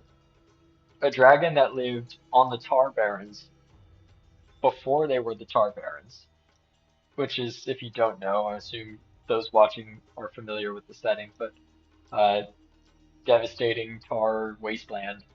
But it being once a coral reef is really cool. And having a large creature whose bones you'd be able to find on the barrens is really cool. Great use of like continental drift and such like that. You know, differing habitats. You find a lot of fish bones in the middle of America from the inland sea. It's a cool detail. I say cool a lot, but there is a lot of interesting work here. Uh, Fed on gastropods, reef crustaceans, bivalves, and smaller kraken species. I can see a little kraken up there. Yeah, handsome design. Very, very neat. And the tentacles on the mouth are also a cool callback to it eating krakens. All right, speaking of tentacles, this one has them on his face like a star-nosed mole. And he has fur. It is a mole. There you go. Lived in murky waters, using the nose tentacles to eat everything. This is something I don't think I've seen in this competition. A creature that is like a mole. Yeah, that's pretty new for this one. That's cool. Um, yeah, they invent a lie to keep things calm. It's because the Red Racers or Road Raiders, um, Wing Runners probably didn't enjoy the tale of something being there. That's neat. Yeah, it's like almost like an Eastern dragon with the fur and the antlers. Yeah, very unique. All right, the Wreck Nozzle. It's an immense dragon. Uh, that although it has wings, it is unable to fly. It prefers to glide. The back tail is laterally flattened, and they have a quadrupedal gait. Uh, yeah, Tiger Force, Jumper Force, and it is just cool looking. Let's see, they're believed to be extinct, but rumors say few still roam the great forests. It could be like a Sasquatch thing where it's actually two-dimensional, and if it turns to the side, it disappears. That's what I choose to believe. This is cool. I like the implication that it might still be around. That's like scary. All right, this one's really fun too. It's a similar approach to the other whale style interpretations, but uh, Kai Tai Animation, whose art I've seen around, always has a great sense of weight and heft, and this one is no different. So a hefty, weighty skeleton was right up your alley. So good job here. I mean, it looks huge. It looks like thick and rubbery, like it could just crush anything with its tail, which is cool. Whale Wolf is a cool name. Um, I like the colors as well, like a Charizard almost. It dunks its head into a body of water and uses its melon to sense changes in the water. Once something is in range, it uses a powerful neck to hoist the prey onto land. While it does this, it raises its tail to mimic the silhouette of a dragon's neck to ward off any potential attackers. That's a cool case of mimicry. Uh, a tail resembling a dragon is a really clever thing. It would make a fun encounter if you didn't know what this animal was. You'd be like, oh, no, no, a dragon. But alas, well, it is a dragon, but you know what I mean. Another dragon. Good job. This is really cool. Your presentation is always very good as well. So I like the faux traditional look. I do the same thing. So I'm always a fan to see it. This one, titled A Moment in Time Before the Chaos, has an immense amount of text. But hey, there's nothing wrong with that, right? I like how involved it is. I like the complexity, and to reiterate what I said earlier in the stream, I love that the contest has got you guys thinking so intently about this stuff. Uh, like, come on, look at all that. That's so cool. Like, I like that my setting could be so engaging to engage with it to this degree, and so know that I appreciate all of like the pointed lines and the through lines and the ramblings. It's just cool as hell to see something I thought of be interpreted into such detail. I respect it very much. But in terms of this interpretation, there's the tusk baron and large talon, a moment before their fossilization. Interesting. Yeah, you can see some common relatives between the uh, one of those unnamed sea dragons that I'm still working on there, uh, and the tide baron. Skull structure represents Amervasti sea dragons, long cone-shaped teeth. Just very cool. I like that the wings come from another dragon, and particularly that you can't see. the big dragon's face. I think that's mysterious, and I think that's really neat. Um, like artistically, that's cool. I wonder what he looks like, but at the same time, I don't want to know. I like that there's mystery. I feel like every good world building has some mystery. So yeah, this is probably a huge hole taker relative, but I'm a massive fan. Great work. And this one is another favorite of mine from Bornu who on Twitter. The Great Water Hog. Wow, what a cool guy. Uh, he's like nasty mammal creature times 50 and funny like Reginald Rump, speaker of wild claims and certain of many things, quite controversial in any serious scientific community. Ah, oh Reginald, no one, no one believes you. He says there's strong evidence that the fossil belongs to an ancient genera of mammalians. The skull holds plenty of grooves that would serve as a good anchor for facial muscles and blubber, as well as a prehensile lip work too. The legs and size of the beast are way too large to be a land-dwelling animal. Thus, I'm certain it supported its weight wallowing through shallow seas. Excessive blubber and skin would prove great defense against other leviathans, and to counteract the heat buildup, I believe it had a huge heat-dispersing ears, something like an elephant. The great water hog was surely the apex predator of its time, feeding on any and all organisms that it came across. Small fish would confuse its maw for a cavern and willingly enter, while large aquatic predators might get fooled by the huge meaty land animal so out of its depth, only to be surprised by its gnarly bite and underwater agility. I will not take any notes. I don't believe there to be any, for this reconstruction of the remains is as good as it gets. Well, Reginald, you've convinced me. I I believe it. This is great. I like the hair on his back. It's nasty, but it reminds you that it's a mammal, uh, elephantine or tyrannosaurish. The face is also distinctly undinosaurian, but still gnarly and cool, to where it reads as not just a dinosaur, but truly something else. It is a bizarre but such a cool design, something I could see as a primordial terror prowling ancient Abervast. Good job. I love this guy. All right, this one is also really neat. Hagworm-ish by Jade on Discord. The Gangled Harbinger. It's a Goliath of a dragon that has traded heavy metallic scales for short-term powered flight. The teeth and claws are speculated to be reinforced with metal in place of its scales. Skin impressions around the nostril and head indicate some sort of soft tissue. The dragon may have hunted atop cliffs, diving down with its large legs extended to pin prey. The claws, the large claws on their wings likely landed second. If the impact didn't kill the target, the claws or teeth would. Among various reconstructions, one depicted this giant with excess, difficult to grasp folds of skin, concentrated particularly around the throat. The name of this is Gangled Harbinger. Yeah, this is great.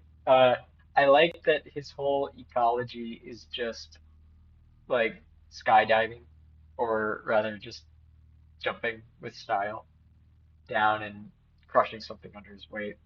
When in doubt, if you're big and can fly, hey, I'd do it too. Great texture, great rendering work.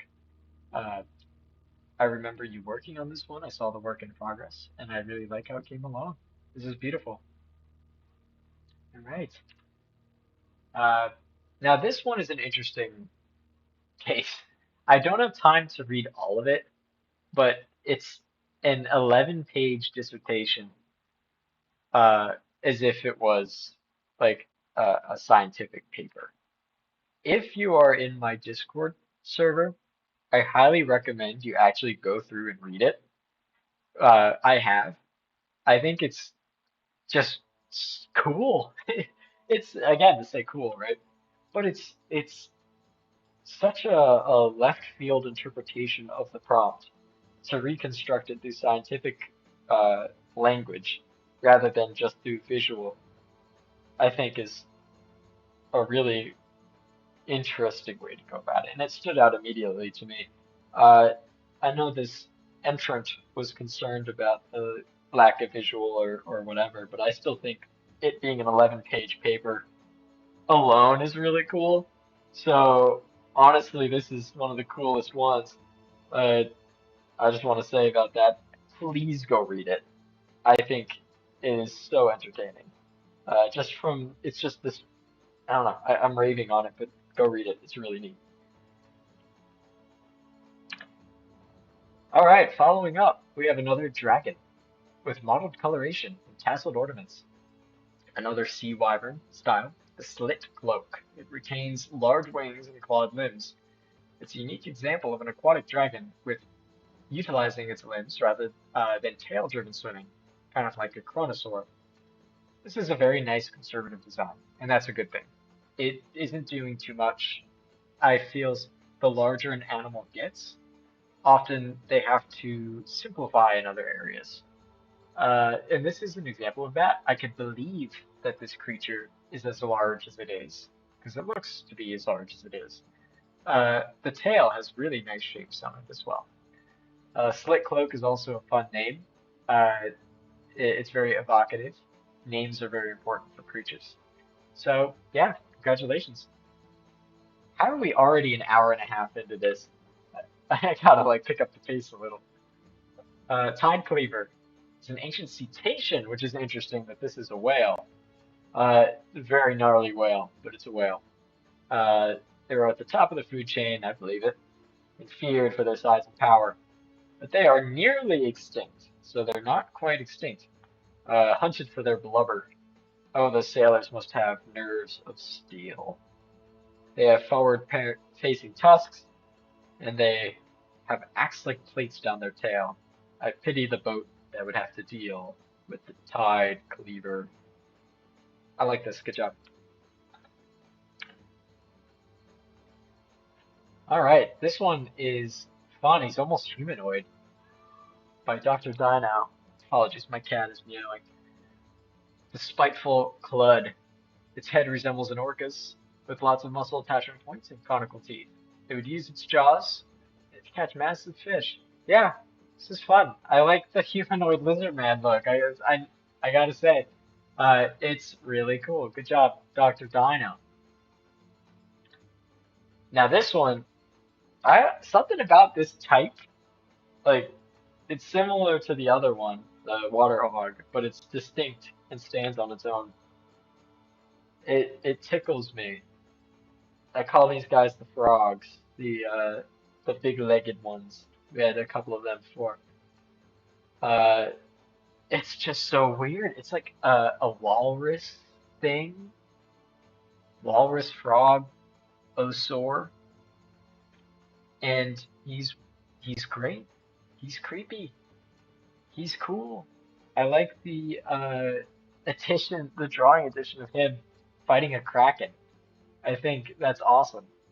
He's just ferocious looking and really drives home the fact that ancient Abervast was not ruled by dragons, but ruled by other strange prehistoric things that the dragons fundamentally changed.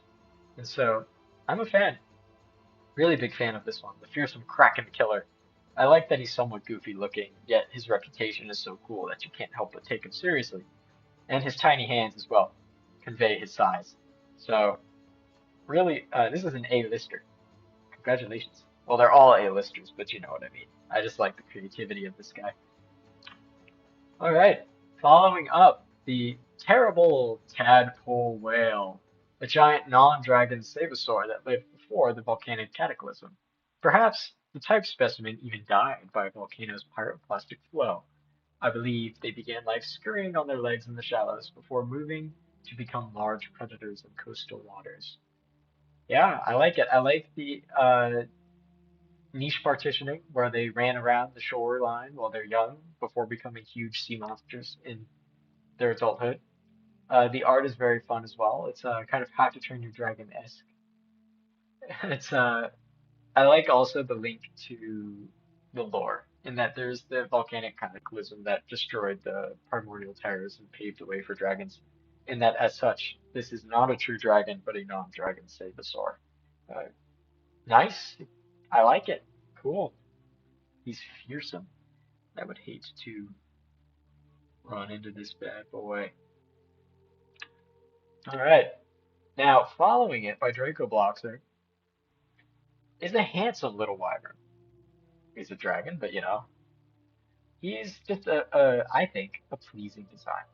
Like, just straight out. That's a really nice brush that you use to render out the patterns. It's gritty, but it's readable. It's not too cluttered. The pattern, the colors, just nice. If this creature was real, I would want to live near them. Uh, just to look at them, perhaps. Maybe it would eat me, it probably would, but I think it's a handsome design. So it would act like an osprey or an eagle. Similarly to eagles, it might have been opportunistic and wouldn't shy away from bullying animals off its kill, hence why there was an axe lodged in its neck. That's cool. Using that strange bone that I added and interpreting it as an axe from maybe a fight is a really neat way to go about interpreting the material. It has Kingfisher-like palette because it looks cool, honestly, and it does. It does, and that's all. Very excited to see the results, regardless if I win or not. Everyone's art looks freaking awesome. I agree with you there, Draco Bloxman. Everyone's art looks really cool, and this one is no exception. Great work. All right, now we have the Abyssal Slitherworm by Phoenix the Dragon. Uh, really fun presentation. It's nice. I like the front-facing guy. I like that we can see its full body on the side. Uh, he's got nice texture work on him. And adding little whisker lips based on small depressions in the skull is a very keen-eyed interpretation of the source material, and I appreciate that. The openings contain a high concentration of nerve endings, making the structures highly sensitive. This suggests a capacity for mechanoreception or electroreception in the species.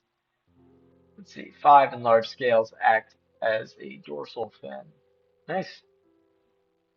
Nice. Pregnant females migrate from open water to river deltas and estuaries to give birth. Thick foliage of river delta would protect the young dragons from marine predators in salt water, providing an environment of learning and hunting. That's fun. I like that there's some ecology here. Uh, yeah. What's with the audio? I'm not too sure. Uh, but I hope it's not distracting. If the audio is bad, let me know. I'm not sure what I could do about it, but at least not now. Uh, it might be the music in the background, but perhaps the music could be turned off. I don't know. But anyways, this is cool. This is a cool guy. I like that he's a nice lore dude. And the Gut Butcher Association is well thought out as well. All right, we have another mammalian creature here.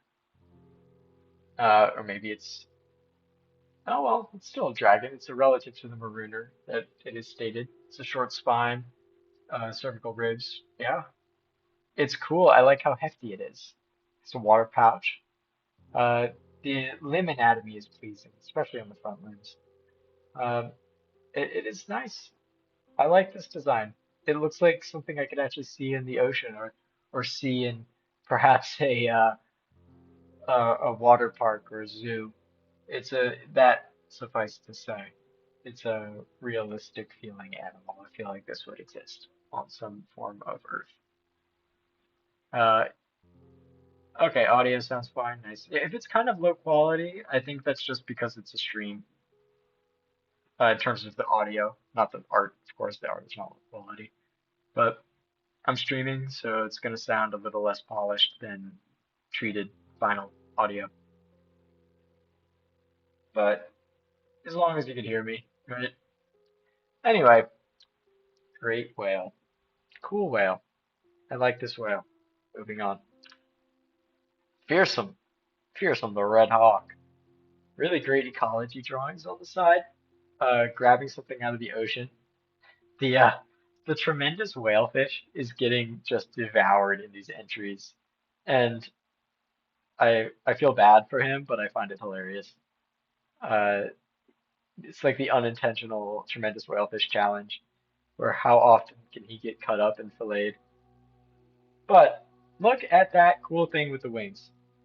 Using again with the umbrella bird, but using it as like a full kiln and cycling the heat. It's so extra, but it's cool. It's fearsome, and the art conveys it very clearly. He's one of the few predators that actually looks cool from the front in that bottom right form. But yeah, he's ferocious. He's red and blue, and he's a winged beast of considerable stature. That he is.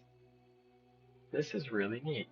Consists of flying at high altitudes, cryptic coloration, descends sleepily on prey without being detected. Yeah, that's so cool. Uh, yeah. Shout out to Tremendous Whalefish. Yeah, man. Why does he need eye spots? Why not? Maybe I could see some courtship going on here. So, yeah. Nice submission. I'm fond of this one. And this allosaur looking fella, the gnarled stepmonder, I like his long toenails. He needs to clip those a little bit. But he looks mischievous. His little side eyes, he's up to no good. And at that size, I'd be scared. Another hold taker relative. I like that his wings are small. It makes him look like a true dinosaur dragon, which really drives home the prehistoric theme. Yeah, I find him very charming. I'm very charmed by this fellow, the Allosaur dragon. Yeah, good work.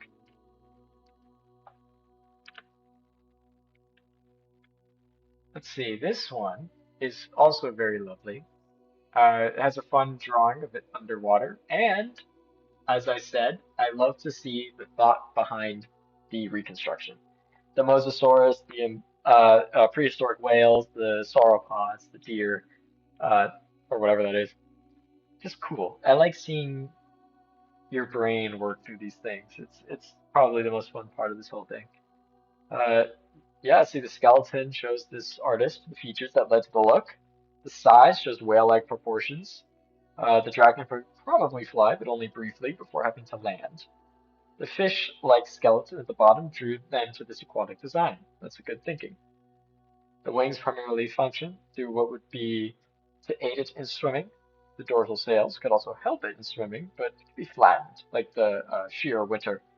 Because the animal shares so many traits from different dragons, maybe it's one of the first dragons, sparking the lineage that would become the sheer winter, the maid stoker, and the hold taker. The bottom jaw tusk could be used to disturb sand.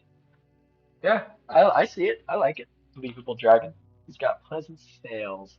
Great work, David Archives. Great work. Let's see. And now we have another bat monster. I'm fond of the bat monsters. This one's kind of like a possum. Unholy offspring of dragon mammal and the Nifund. I'm not going to try. It's an ancient remain of a beast that's physiology. Fossils endorse the horrible combination of mammal and dragon. Yeah, this I could see existing before the dragons took over and kind of was a dragon in its own right, honestly. He's ferocious looking. Beautiful render too. The background is really nice. I could read off the lore on these, but since you guys can always pause it and read, I like to just give my thoughts on the artwork itself because you did work so hard on it. And look at that. I mean, I see him in his habitat. It's wonderful. I'm charmed by this design. Good job, Digoff. And the snapping geyser trap. And it's done in traditional media, which is rare. And I commend you for using traditional media, especially in the age we are now with AI and all that. I feel that traditional mediums are more important than they ever have been. So kudos to you. That aside, it's a lovely design. The green and the yellow go well together, as well as the speculative inflatable balloons on its nose. I'm glad you drew the skull. And the little ecology bit with the deer, or not deer, sorry, the sheep is fun. I can imagine him just sinking down into the ocean or lake or wherever he is. Delightful design. Yeah, good job. Yeah, they'll be traditional. The Jester King. by Anonymate is just bizarre. This one also adds on to the skull. Uh, Rather than seeing the orbit as connecting to the back of the head, it kind of gives him a cap on the top of his head that just kind of adds extra bone, in which contributes to the ecology here. Uh, Here it says the wings in the fossil were a different color. That's an interesting observation, which means it might not have been connected to the main creature. I like that line of thinking. And the fact the torso was short, I decided the second set of limbs were actually its arms. Now, because the creature is descendant of dragons, its front limbs were probably more developed than the rear, so they made it stand on their front legs like bats from After Man.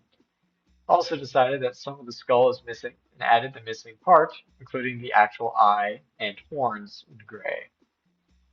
Yeah, that's neat. The Jester King, I could probably because he's kind of silly looking, but that's good silly, not bad silly. What a strange guy. Yeah, I mean, I commend strangeness. Speculation is one of the categories for winners, so you definitely have that. Yeah, good job, Chester King. Yeah. Let's see. Now we have this scary guy. He's kind of scary looking, isn't he? His little eye. Sip of water. Yeah, this thing looks like it will eat me. He's the apex predator before the dragons. He's a large amphibian. That's cool. He's like a dragon conversion amphibian. The tail structure reminded them of amphibians. Scary. Yeah, this is cool. Okay, that is cool too. I like your bluntness in this message, Stanny boy. Yeah, he's fearsome. He's like kind of goofy, but almost so goofy that he becomes scary. You know what I mean? I like him. Following the shallow spring lurcher, another really beautiful design. Uh, the wings are lovely. The coral-like protrusion on his back and the sails that mimic rocks. Ah, so cool.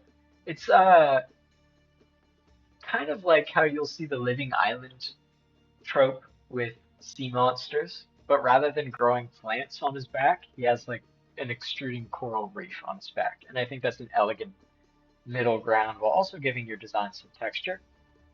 You reconstructed the lizard and the fish as well, which I think is delightful. Uh, it is just a beautiful design. I will say it's just a beautiful design. I like the pose as well. The piece has a good composition. You also added a bunch of extra stuff, which included some illustrations on the side, and what I love to see, breaking down the skeleton. You even inverted the colors and looked for little secret bits that might have missed out. Hippos and Basilosaurus and color highlighting and Spinosaurus is in there too. Uh, I'm charmed by the dedication that you put into this and how to articulate it. So yeah, ferocious guy you got here, huh? Yeah, Trans Dragon. Yes, that's awesome. Yeah, very beautiful submission. Good job. All right. This one came with a massive PDF doc of information, which unfortunately I had to condense. But you can read that on my Discord as well. So if you are interested, go check it out. Under the submissions channel, of course. This is the Proteus, named after its old age. It was a primitive, gigantic dragon from an age long gone. Uh, One of the ways they could determine its age is the total lack of gastralia and keel, suggesting it couldn't fly. Uh, it's interesting. Some of my dragons have no keel and they could fly, but this was most likely a water dragon. Uh, yeah, this is a funky design, very reminiscent of 2010's paleo art during the feathered craze, which added all these speculative features and bright colors to large theropods and sometimes even ornithopods, which was a very distinctive and very fun time in paleo art. So I like that you took this route for reconstructing a prehistoric dragon. I think it's fun. Yeah. Let's see. Now, I'm also realizing that this music is probably copyright strike. So this video is probably gonna get copyright struck. Oh my God. Whatever. We're gonna see it through. Following is a beautiful color pencil rendering. Um, Dragon of the Cliffs. This was another very long document submission, which you can go read if your heart so desires. He's pterosaur-like, and I find that charming. The reconstruction of the fossil in a completed state is lovely, and there's a nice little ecology sketch of them jumping off the cliffside.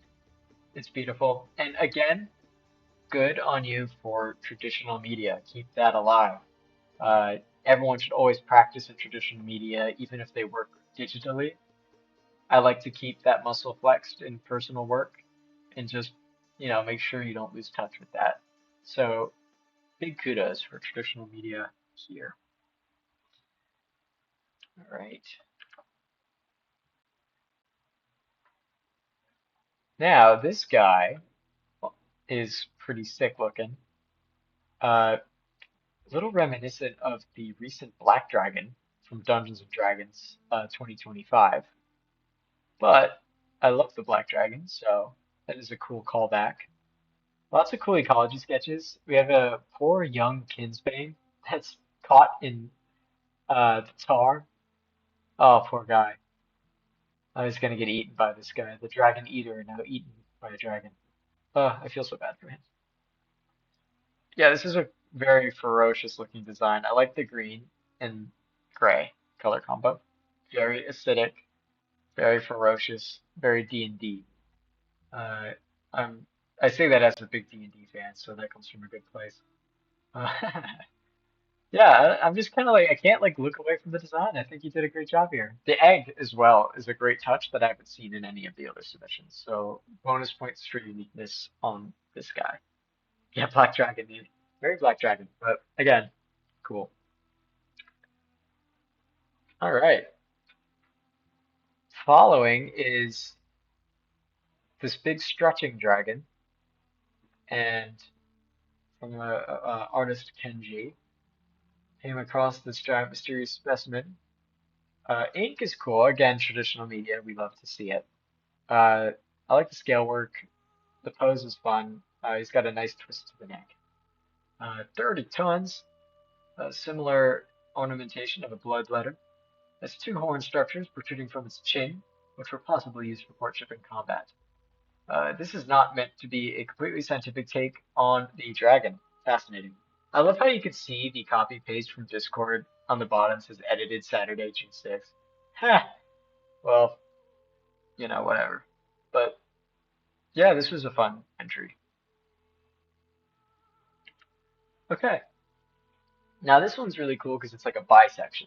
Fossil on one side, uh, parts on the other, or flesh on the other. So you can see what composes it. And this one is a really interesting sort of gliding Draco lizard interpretation.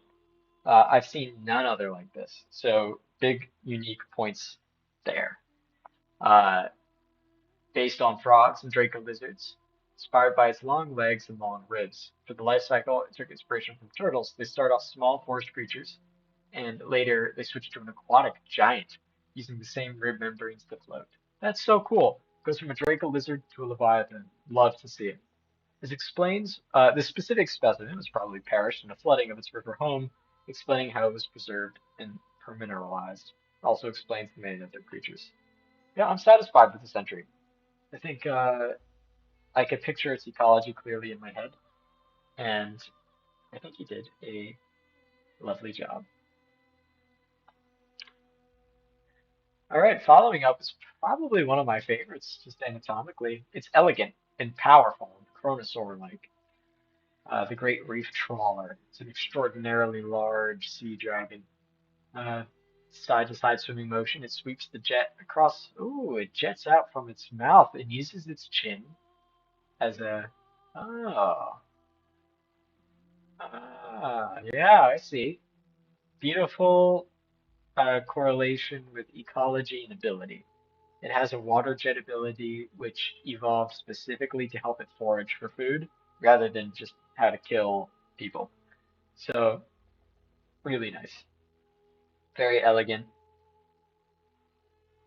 I love the thickness of the flesh that could be hard for a lot of artists to get.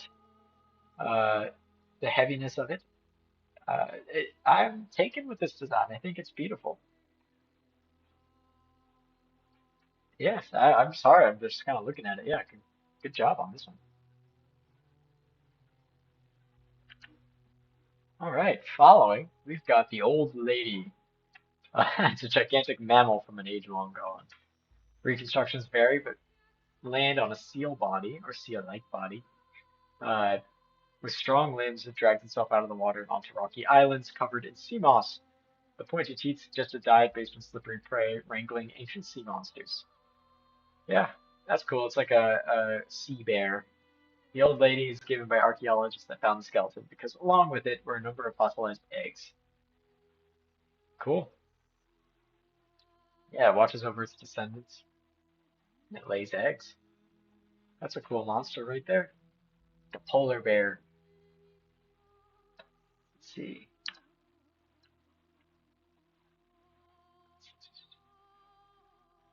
Now we have the Kraken Eater Dragon. It's a remarkable species with big, rigid wings. This one's very flashy. It's almost like an ancient hold taker relative. Uh, really cool. Da, da, da. It reunites their lungs. Aw, so they have a. Let's see, they catch the winds of the ocean and use their large eyes to observe the reflections in the water with powerful legs and sharp talons, capable of catching even the mighty krakens. Lives like albatross, past flying through the Evervast before finally reuniting with their lifelong partner. Yeah. Tail fans like a red racer. Very nice. No matter who ends up winning, I had fun. I hope you all had. I'm having fun. I could tell you had fun. So a lovely submission. Yeah, 50% of their diet is krakens. That's fun. I like the dedicated kraken eaters. I can't wait to do more ocean-based stuff. Yeah, good job, Ender David. I'm a fan of this guy. All right, following it, we have one of the scarier dragons. He looks like he wants to just kill me. They identified the bones belonging to the original skeleton. The pelvis appears to belong to the animal despite being displaced. Limbs were more difficult. One leg has 4 digits, including an elongated claw, resembling the feet of some primitive dragon lineages. The other has 3 hooked talons of roughly equal length. Given the narrow jaws and long outward teeth, it is almost certainly uh, piscivorous. I butchered that, my apologies. The red coloration of the teeth is unlikely to be blood, but may indicate iron-rich enamel. Yep, that works. 3-toed feet are a better match for the animal itself. Similar talons are seen in fish hunting predators, where they help to secure slippery prey. Look at this guy. Yeah, it's scary. I'm scared of him. Uh, good job. Now, this one's a two-parter. The Kodiak Oculus Glider and the Sun Oculus Glider. There's a lot of cool information here. They're very bear-based. Uh, they are heavy class dragon that go toe-to-toe with apex predators and sometimes win. He seems very gracile for such a huge dude, but that's what makes him frightening, right? Yeah, I'm just looking at the design, very fun. The eyes are very scary on the wings and the tails. And he's got some fun looking anatomy as well. I could tell you had fun with that because I'm having fun looking at it. And its counterpart, the Sun version, is a little slimmer and it glides like its relative and it lives in the swamp. Let's see, the Sun Oculus has more fruits and plants in their diet, uses the tusks to catch fish. Yeah, I like this collaborative sort of subspecies angle that you took on these for this collaboration here. I think that's a fun world. Now look at this beautiful entry here. It looks like a coral reef came to life.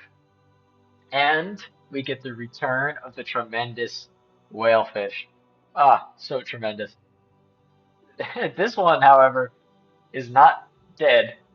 and is actually just swimming. So maybe for now he's not dead. We'll see. But the smoking icebreaker is a very handsome design. Uh, I'm particularly taken, and it sounds so random, but I'm taken with the back spikes. I think the fact that they have the same scaled texture as the rest of the body reminds me of deer antlers when they are covered in velvet. And it's a very particular texture, but I think it works well for a creature this large. It makes it look like it's covered in algae or just a large living creature. It has beautiful rendering as well. So uh, I think I'm very much taken with this design. I think you did a lot of work into it, and it shows. Uh, let's see. You believe the habitat was aquatic, as suggested by the presence of fish. From this, you concluded that the creature may have been a marine animal. Immense size could be explained by abyssal gigantism and possibly combined with adaptation to a polar environment, both of which favor the evolution of a very large body size. You envision it as a volcanic leviathan of the seas, capable of maintaining its body temperature through an internal heat source. I believe that, yeah. This would be a marine dragon with a slow metabolism. Combination with the low metabolic demands and the buoyancy provided by the environment would allow it to achieve titanic size. That's a good explanation for its bulk as well. It's just living the slow life. Yeah, this is really wonderful. And it's kind of done in the style of like a codex piece. So I'm a fan of that. Yeah, it looks like it fits right in. Good job on this one. Let's see. And Novidens. This one's neat because it's like a seal, right? I need to see, is it a dragon or is it actually a seal? Because I think it's like a seal. This one had a lot of cool ecology notes and very consistent in the quality, art quality of the work. And I had a lot of fun looking at how they interact with each other. I could see them like lounging out on a uh, an ice floe. And the idea of like a seal-shaped dragon is really fun as well. And I could just see like the sort of adventure story where the characters are going through on a long boat and these guys are watching from the ice floe, kind of jumping in the water after them like leopard seals. It's very cool. Very cool. I'm a big fan of this one. You did both of you, it was a collaborative piece. Did a good job on this design. I like the ecology notes. I like the showing off courtship. It makes it so it's not just a seal dragon, but it is more than that. So kudos to you. Oh, let's see. Carmel Creeper 25 says, "Hey, how long is the live stream going to be?" I said 2 hours. It just kind of crossed 2 hours, so I'm gonna go on for just a little bit longer, uh, because I'm kind of on a roll now, right? But we'll see. Let me check my clock.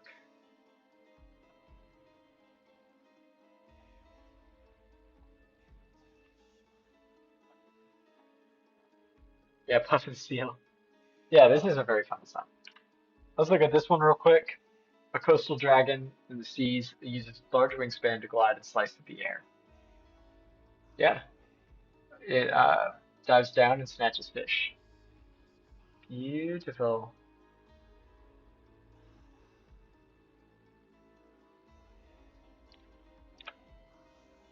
Sorry, I was just looking at something.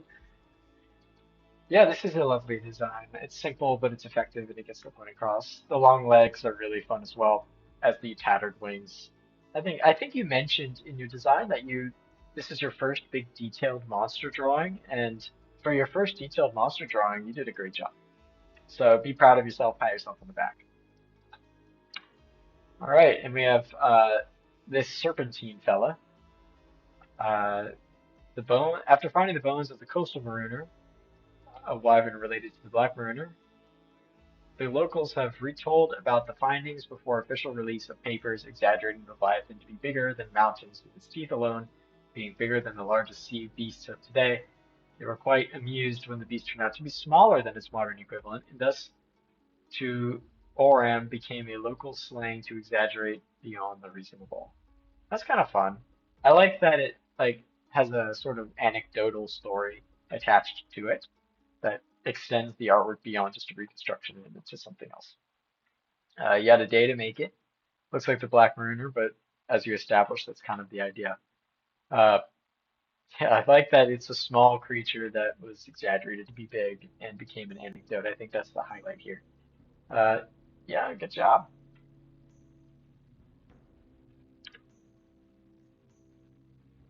Let's see. Ooh, look at this guy. Ooh, ferocious. After discovering this magnificent fossil, I put forward the theory that it was a large, territorial, semi-aquatic reptile with snake-like claws on its wrists. I affectionately nicknamed it the Epoch Scourge. They would have inhabited vast bodies of water, competing with anyone who had entered their territory, including members of their own species. This is my submission. It was really fun to make. Again, I could tell you had fun because it's really cool. I like how they're each different colors. Uh, Different color variations in like living lizards via morphs and stuff are some of my favorite things ever. So seeing that with dragons is cool. This is also one of the coolest designs I've seen with this big lizard body and the scythe claw on his probably what used to be wings. This was definitely a standout. And I like how you took the chin horns and turned them into huge tusks. Just brutal. I would I could see this guy in Dragon Slayer Codex like fitting pretty well. So you did a good job with interpreting this fossil as a big, big lizard. Let's see. Next up, the grandiose fanfinger. This is another really beautiful design, even just from an anatomical standpoint. I think it has the subtleties of good design. And I've said this before in some of my creature design workshops for like colleges, like SCAD. Um, the secret sauce is just anatomy. Because on the surface, this dragon here, the Fanfinger, is it's like a standard Western type of dragon. It has little hornlets and little back spines. It looks like a storybook dragon.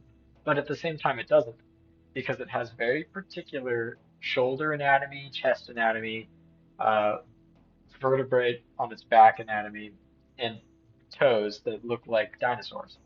And so reads like a really well informed dragon, and thus it feels like something that could really exist. And so I'm a fan of this guy quite a bit. Uh, I like that he's got the fans and the sort of fire that he shoots up. Really cool design anatomically. It looks like it could be a living creature. Let's see. Yeah, I agree. Carmel Creeper 25. This has been a cool time seeing the designs. The best part of any, I don't want to even say competition, but like these big collaborative events is the variety of wonderful art that I see from everybody. And just being able to flip through beautiful submissions is so cool. Now, let's see. This design is beautifully colored. The Abyssal Storm Maw, the Umber Crest. It earns its nickname with a bright reddish yellow crest. It's a marine aquatic dragon, dark blue in coloration with a whitish underbelly and small details of bright reds and oranges in its head and tail. It has a beautiful underwing there along the digits, very nice and bioluminescent. This is a very elegant looking dragon compared to the heavier entries from before. This looks like it could just whisk away into the mist above the ocean. Yeah, beautiful.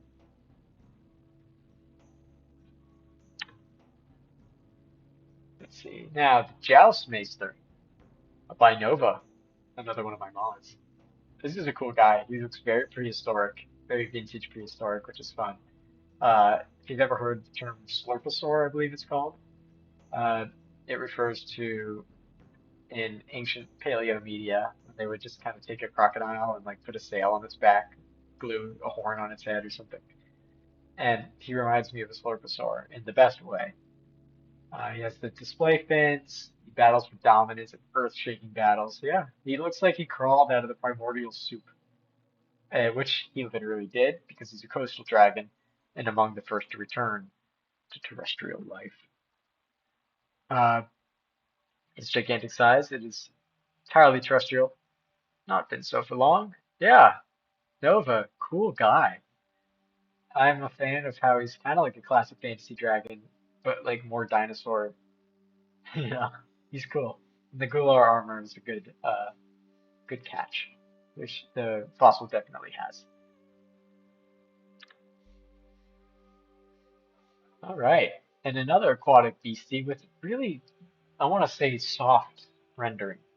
Like it looks like he's almost soft to the touch. Not soft to the touch, but it's elegant and it's very spiderwick. The Fulminator is an ancient dragon species that lived a mostly aquatic lifestyle. It's beautiful. I mean, the magnesium-based fire burns so hot. You have a way with this glowy rendering that I find to be enchanting. By the good drawer on Discord, in which you are. You are a good drawer.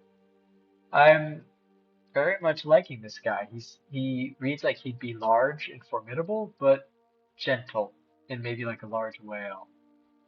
I think it's you did good here. And I like the reconstruction of the fossil material as well. It reads like an antiquated paleontological piece. Let's see. Up next is from Glarn Budin and the entrant, in which I wrote the entrant for some reason, but I did that for a couple of them. This was also condensed from a much longer form into something that is stream friendly. Interpreted the specimen as a colossal amphibious animal. It inhabited vast swamps and river systems. While the skull's prominent fangs suggest a predator, they argue the mixed dentition points towards a generalist diet with larger tusk teeth serving as display defense in competition. It's a nice design. I like it. I like the mosasaur tail fin and the beaked head. It's simple and gets to the point. Looks like something that could reasonably exist. And for that, I appreciate it. So good job. Now, this one is really fun. This one's almost a kaiju. Uh, this fossil is a giant member of an extinct lineage of heavily armored Savasaurs. So not quite a dragon line Savasaur, but an ancient line Savasaur. By the sail fins, I'm gonna guess Maid Stoker line dragon. So not a true dragon, but I think that's really cool because it goes into the phylogeny of dragons within the setting. He's got a nice big pot belly and big old arms that come out of there. He's ferocious looking. Shoreline specialist, yeah. Yeah, he looks like he'd come out of the water and stomp on Tokyo. I'm a fan of this guy. Very scratches an itch.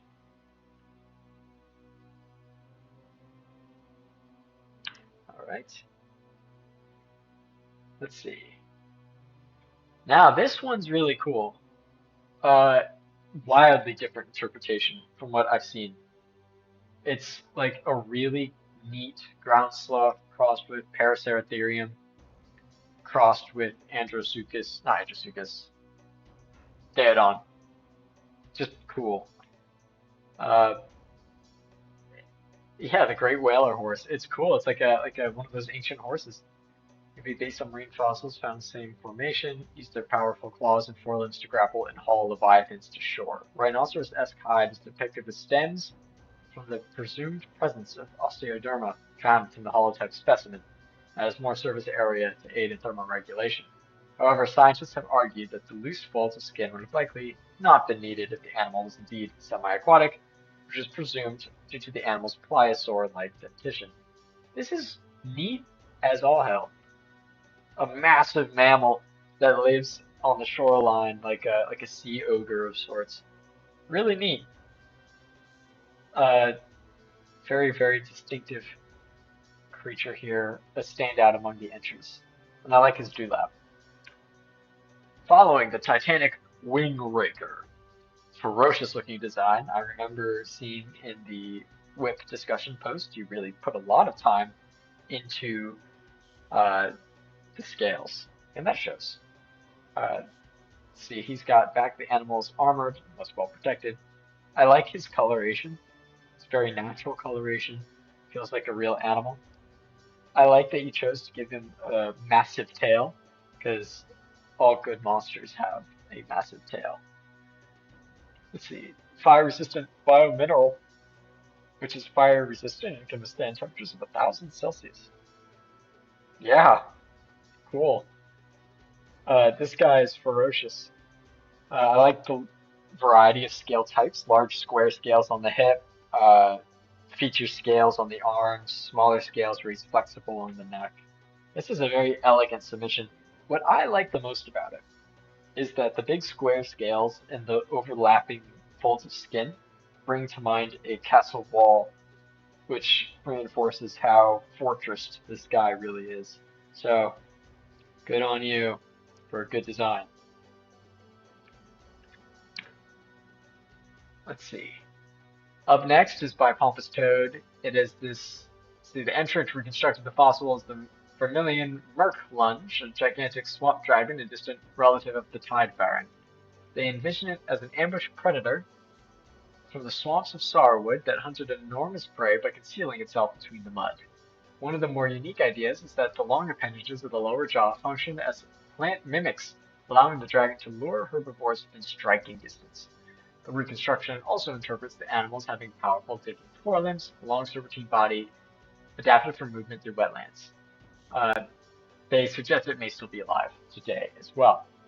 Another win for traditional media on this one, with watercolors in particular, and mouth tentacles, which are a fun trend that I see emerge in reconstructions. There's been a few tentacled mouth guys, and I think that's a fun thing to see among the entries. Yeah, this guy's cool. Uh, he looks grounded, he looks to the point, and we love to see it. All right, the bearded cloakworm. Look at this ferocious guy. Like, wow. And this one also uses the axe found in the bones as a tailpiece, which is another cool observation.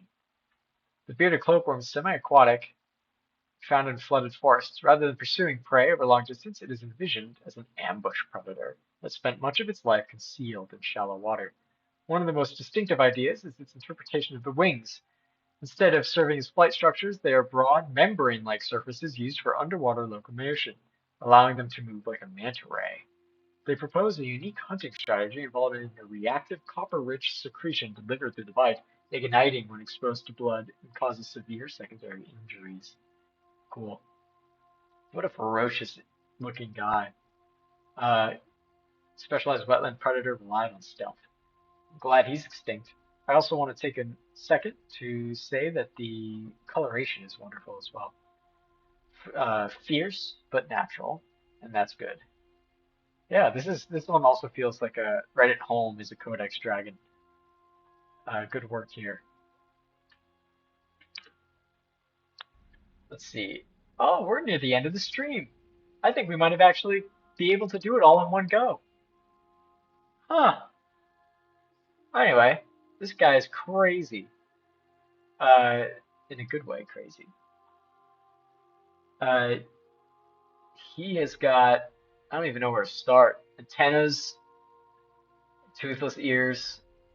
He's got a big old nose that amplifies his roar. He's like, um, 2010s paleo art to the max. And I love him for that. He's got like, crazy coloration, like rainbow colors, because why not? Uh, Strong legs, yep. And almost like dog-like build, which I think is very unique among the entries. Uh, I like that there's a cutaway for the wing and the fan tail as well.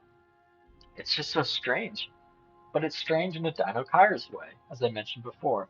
Like a huge, weird animal that shouldn't feel like it exists, but it does despite you. Yeah, I'm a fan.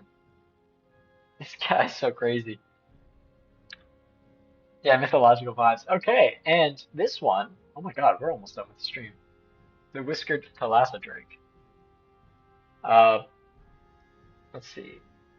Giant semi-aquatic apex predator of rivers, wetlands, and estuaries. Uses sensitive whiskers and echolocation to locate prey before striking with a powerful tail-driven burst. Adults are solitary and territorial. Eggs are buried in hidden stump nests beneath vegetation and sand. Wow. Their brown and tan camouflage contrast the dark blue and green coloration. I love his giant feet. He's like those birds you see with that meme. I forget what they're called. Kind of like a gallon U. That's what it's called. A bird with these huge swamp feet that keep it above the mud. Yeah, Ubersteppen, yes. And now this guy's frightening. I would jump if he got me. A large reptile-like animal with carnivorous habits, hunting both prey and carrion. Was all that was provided. But this is cool. I like his giant blue tongue. I'm fond of his giant blue tongue. That sounds weird and out of context, but it's this very medieval look, and it makes him look like a piece of manuscript that's come to life. He's got a flat, thick tail that serves as an energy reserve to intimidate predators by slapping it on the ground, and a blue tongue with keratinized papillae to clean its food, and a big expandable pouch. It's like a cat. Yeah, a bit uncanny, but I think that's good. I like uncanny. Yeah, like a skink, uncanny lion dragon. And look at this guy. Beautiful. The Death Lord Windrake. Crazy, intense name for a really intense looking dragon. This one has really excellent form. I wish I could have gotten a higher quality image. I had to pull it from Instagram, which, as many of you artists know, compresses images to crazy town. But this design is very elegant. It looks ferocious. It looks straight out of a game. I love the habitat inclusion, the egg inclusion. It's got, let's see, it has long wings supported by two fingers and an elongated spur at the elbow. Head is pointed, a pair of crests above the eyes, which are yellow like molten gold. Its neck and back are covered in a pair of enormous spines that extend all the way to its tail. It's predominantly white to blend in with the snow. So this is a snow dragon. Probably one of the only ones we've seen that's a land snow dragon. There's only a few of those. So really cool deviation from the aquatic norm. Females are bulkier and have fewer markings. Their crests are smaller, some dimorphism. Massive predator that kills with agility and ferocity. It lives in the frozen steppes of the tundra with red flaming foliage. It's medium to large dragon of the Caldrocora family, furnace core dragons, which hurls a mixture of molten onyx and rock. Another way of attack involves using the large middle toe claws of its feet, gripping its prey. So it's like a giant eagle. Uh, how cool is that? How cool is that? I'm just looking at it. It's beautiful. Really nice lighting. It makes it feel three-dimensional. It's interesting to look at. It has a focal point with the head, and the design flows well. Uh, Skyrim creature artist Jonah Loeb uses the word flowetry to describe how a creature design kind of flows into the rest, and this has good flowetry. So, very cool. Now, the great blue Thassa. Ferocious looking guy. I like his lip. He's got a flipped up lip that is reminiscent of some medieval dragon artwork. And you know I'm a fan of that. The fossil remains of the Thassa suggest a colossal amphibious predator that haunted prehistoric abyssal and coastal waters alike. Yeah, that's so funny. All this stuff makes me just want to jump right to the Ocean Monsters book, but I have to hold it in. Let's see. Though expanded to a scale previously unknown in fossil record, the species is believed to have been hermaphrodites, capable of self-fertilization and adaptation suited to solitary existence. Oh, we got to see the skull from the front as well. That's a really nice touch. Eggs were laid in sheltered shallows, drowned forests, quiet coves, and slow river deltas. From them emerged fully aquatic larvae with external gills and elongated, finned bodies. Metamorphosis unfolded over many years, passing through several forms before making the immense semi-terrestrial adult stage. Such prolonged development implies extreme longevity in a slow, fragile population. Yeah, this guy's really cool. What, Art Sumoto? Did we, you're somewhere.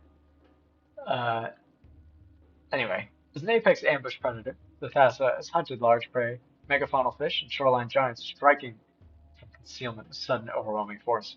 Victims are seized, dragged beneath the surface, and drowned. Scary. I like the patterns on his back fins. They're very well done. Uh, nice lineless look. It makes it feel natural. The purple works for this guy. Purple's a tricky one to get right because subconsciously it triggers unnatural to us humans, but it looks nice and muted here. It looks like a really fun boss monster in a JRPG, like a classic fantasy beast, especially that portrait on the top left. It looks mean as all hell. Very cool. Let's see. And look at this guy. Again, an Instagram poll, so the quality's a little low. But what a design! Like, great scales leading up to the bare face like a vulture, the tongue that lolls out of his mouth. Uh, so I mean, elephant in the room is the rear legs that have wings on them is a very distinctive trait.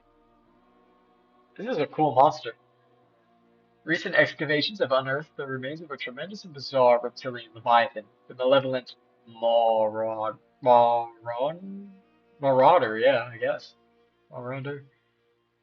Despite initial reports of dragon bones, these remains instead belong to a member of a far more ancient lineage of reptiles that developed a patagium on their powerful hind limbs.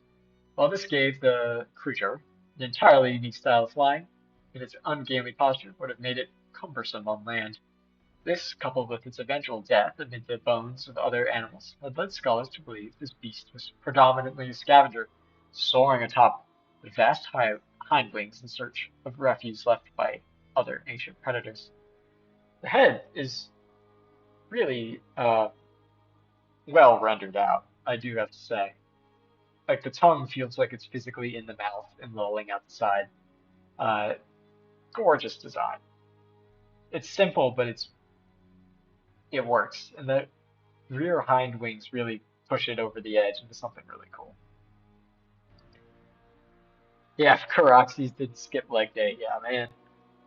Now look at this guy. He is the Mountain Devourer, one of the ancient lineages ever discovered. Although its time of glory is past, its blood still flows in the world. This is a very handsome creature, uh, soaked in spikes and horns and frills. Uh, and a lovely presentation as well. It looks like he's sitting in a cold bog, kind of like a forest troll. Everyone's really pulling out all the stops for this contest. I can't get enough of it. And that's it.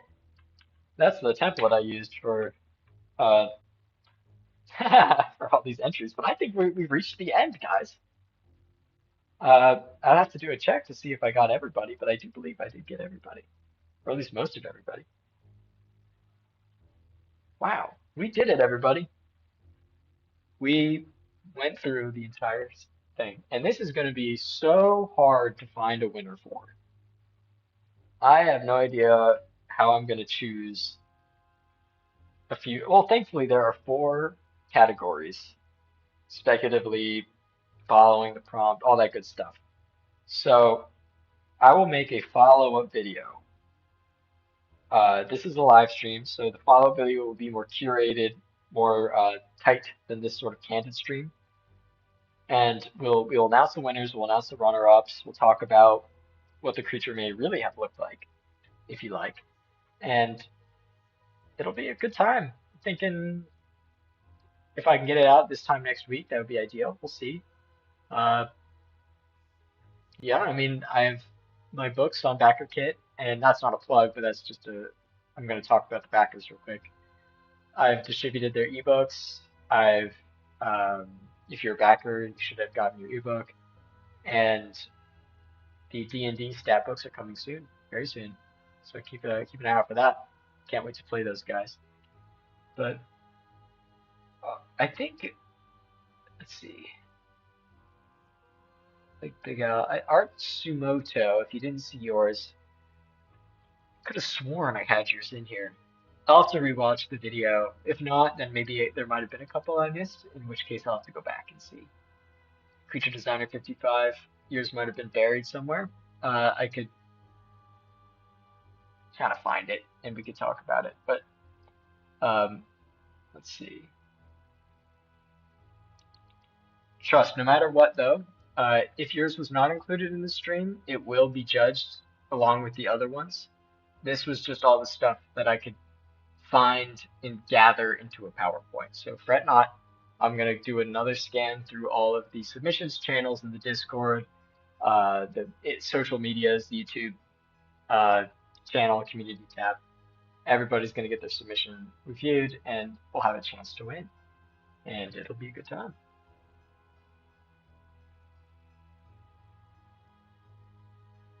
Yeah.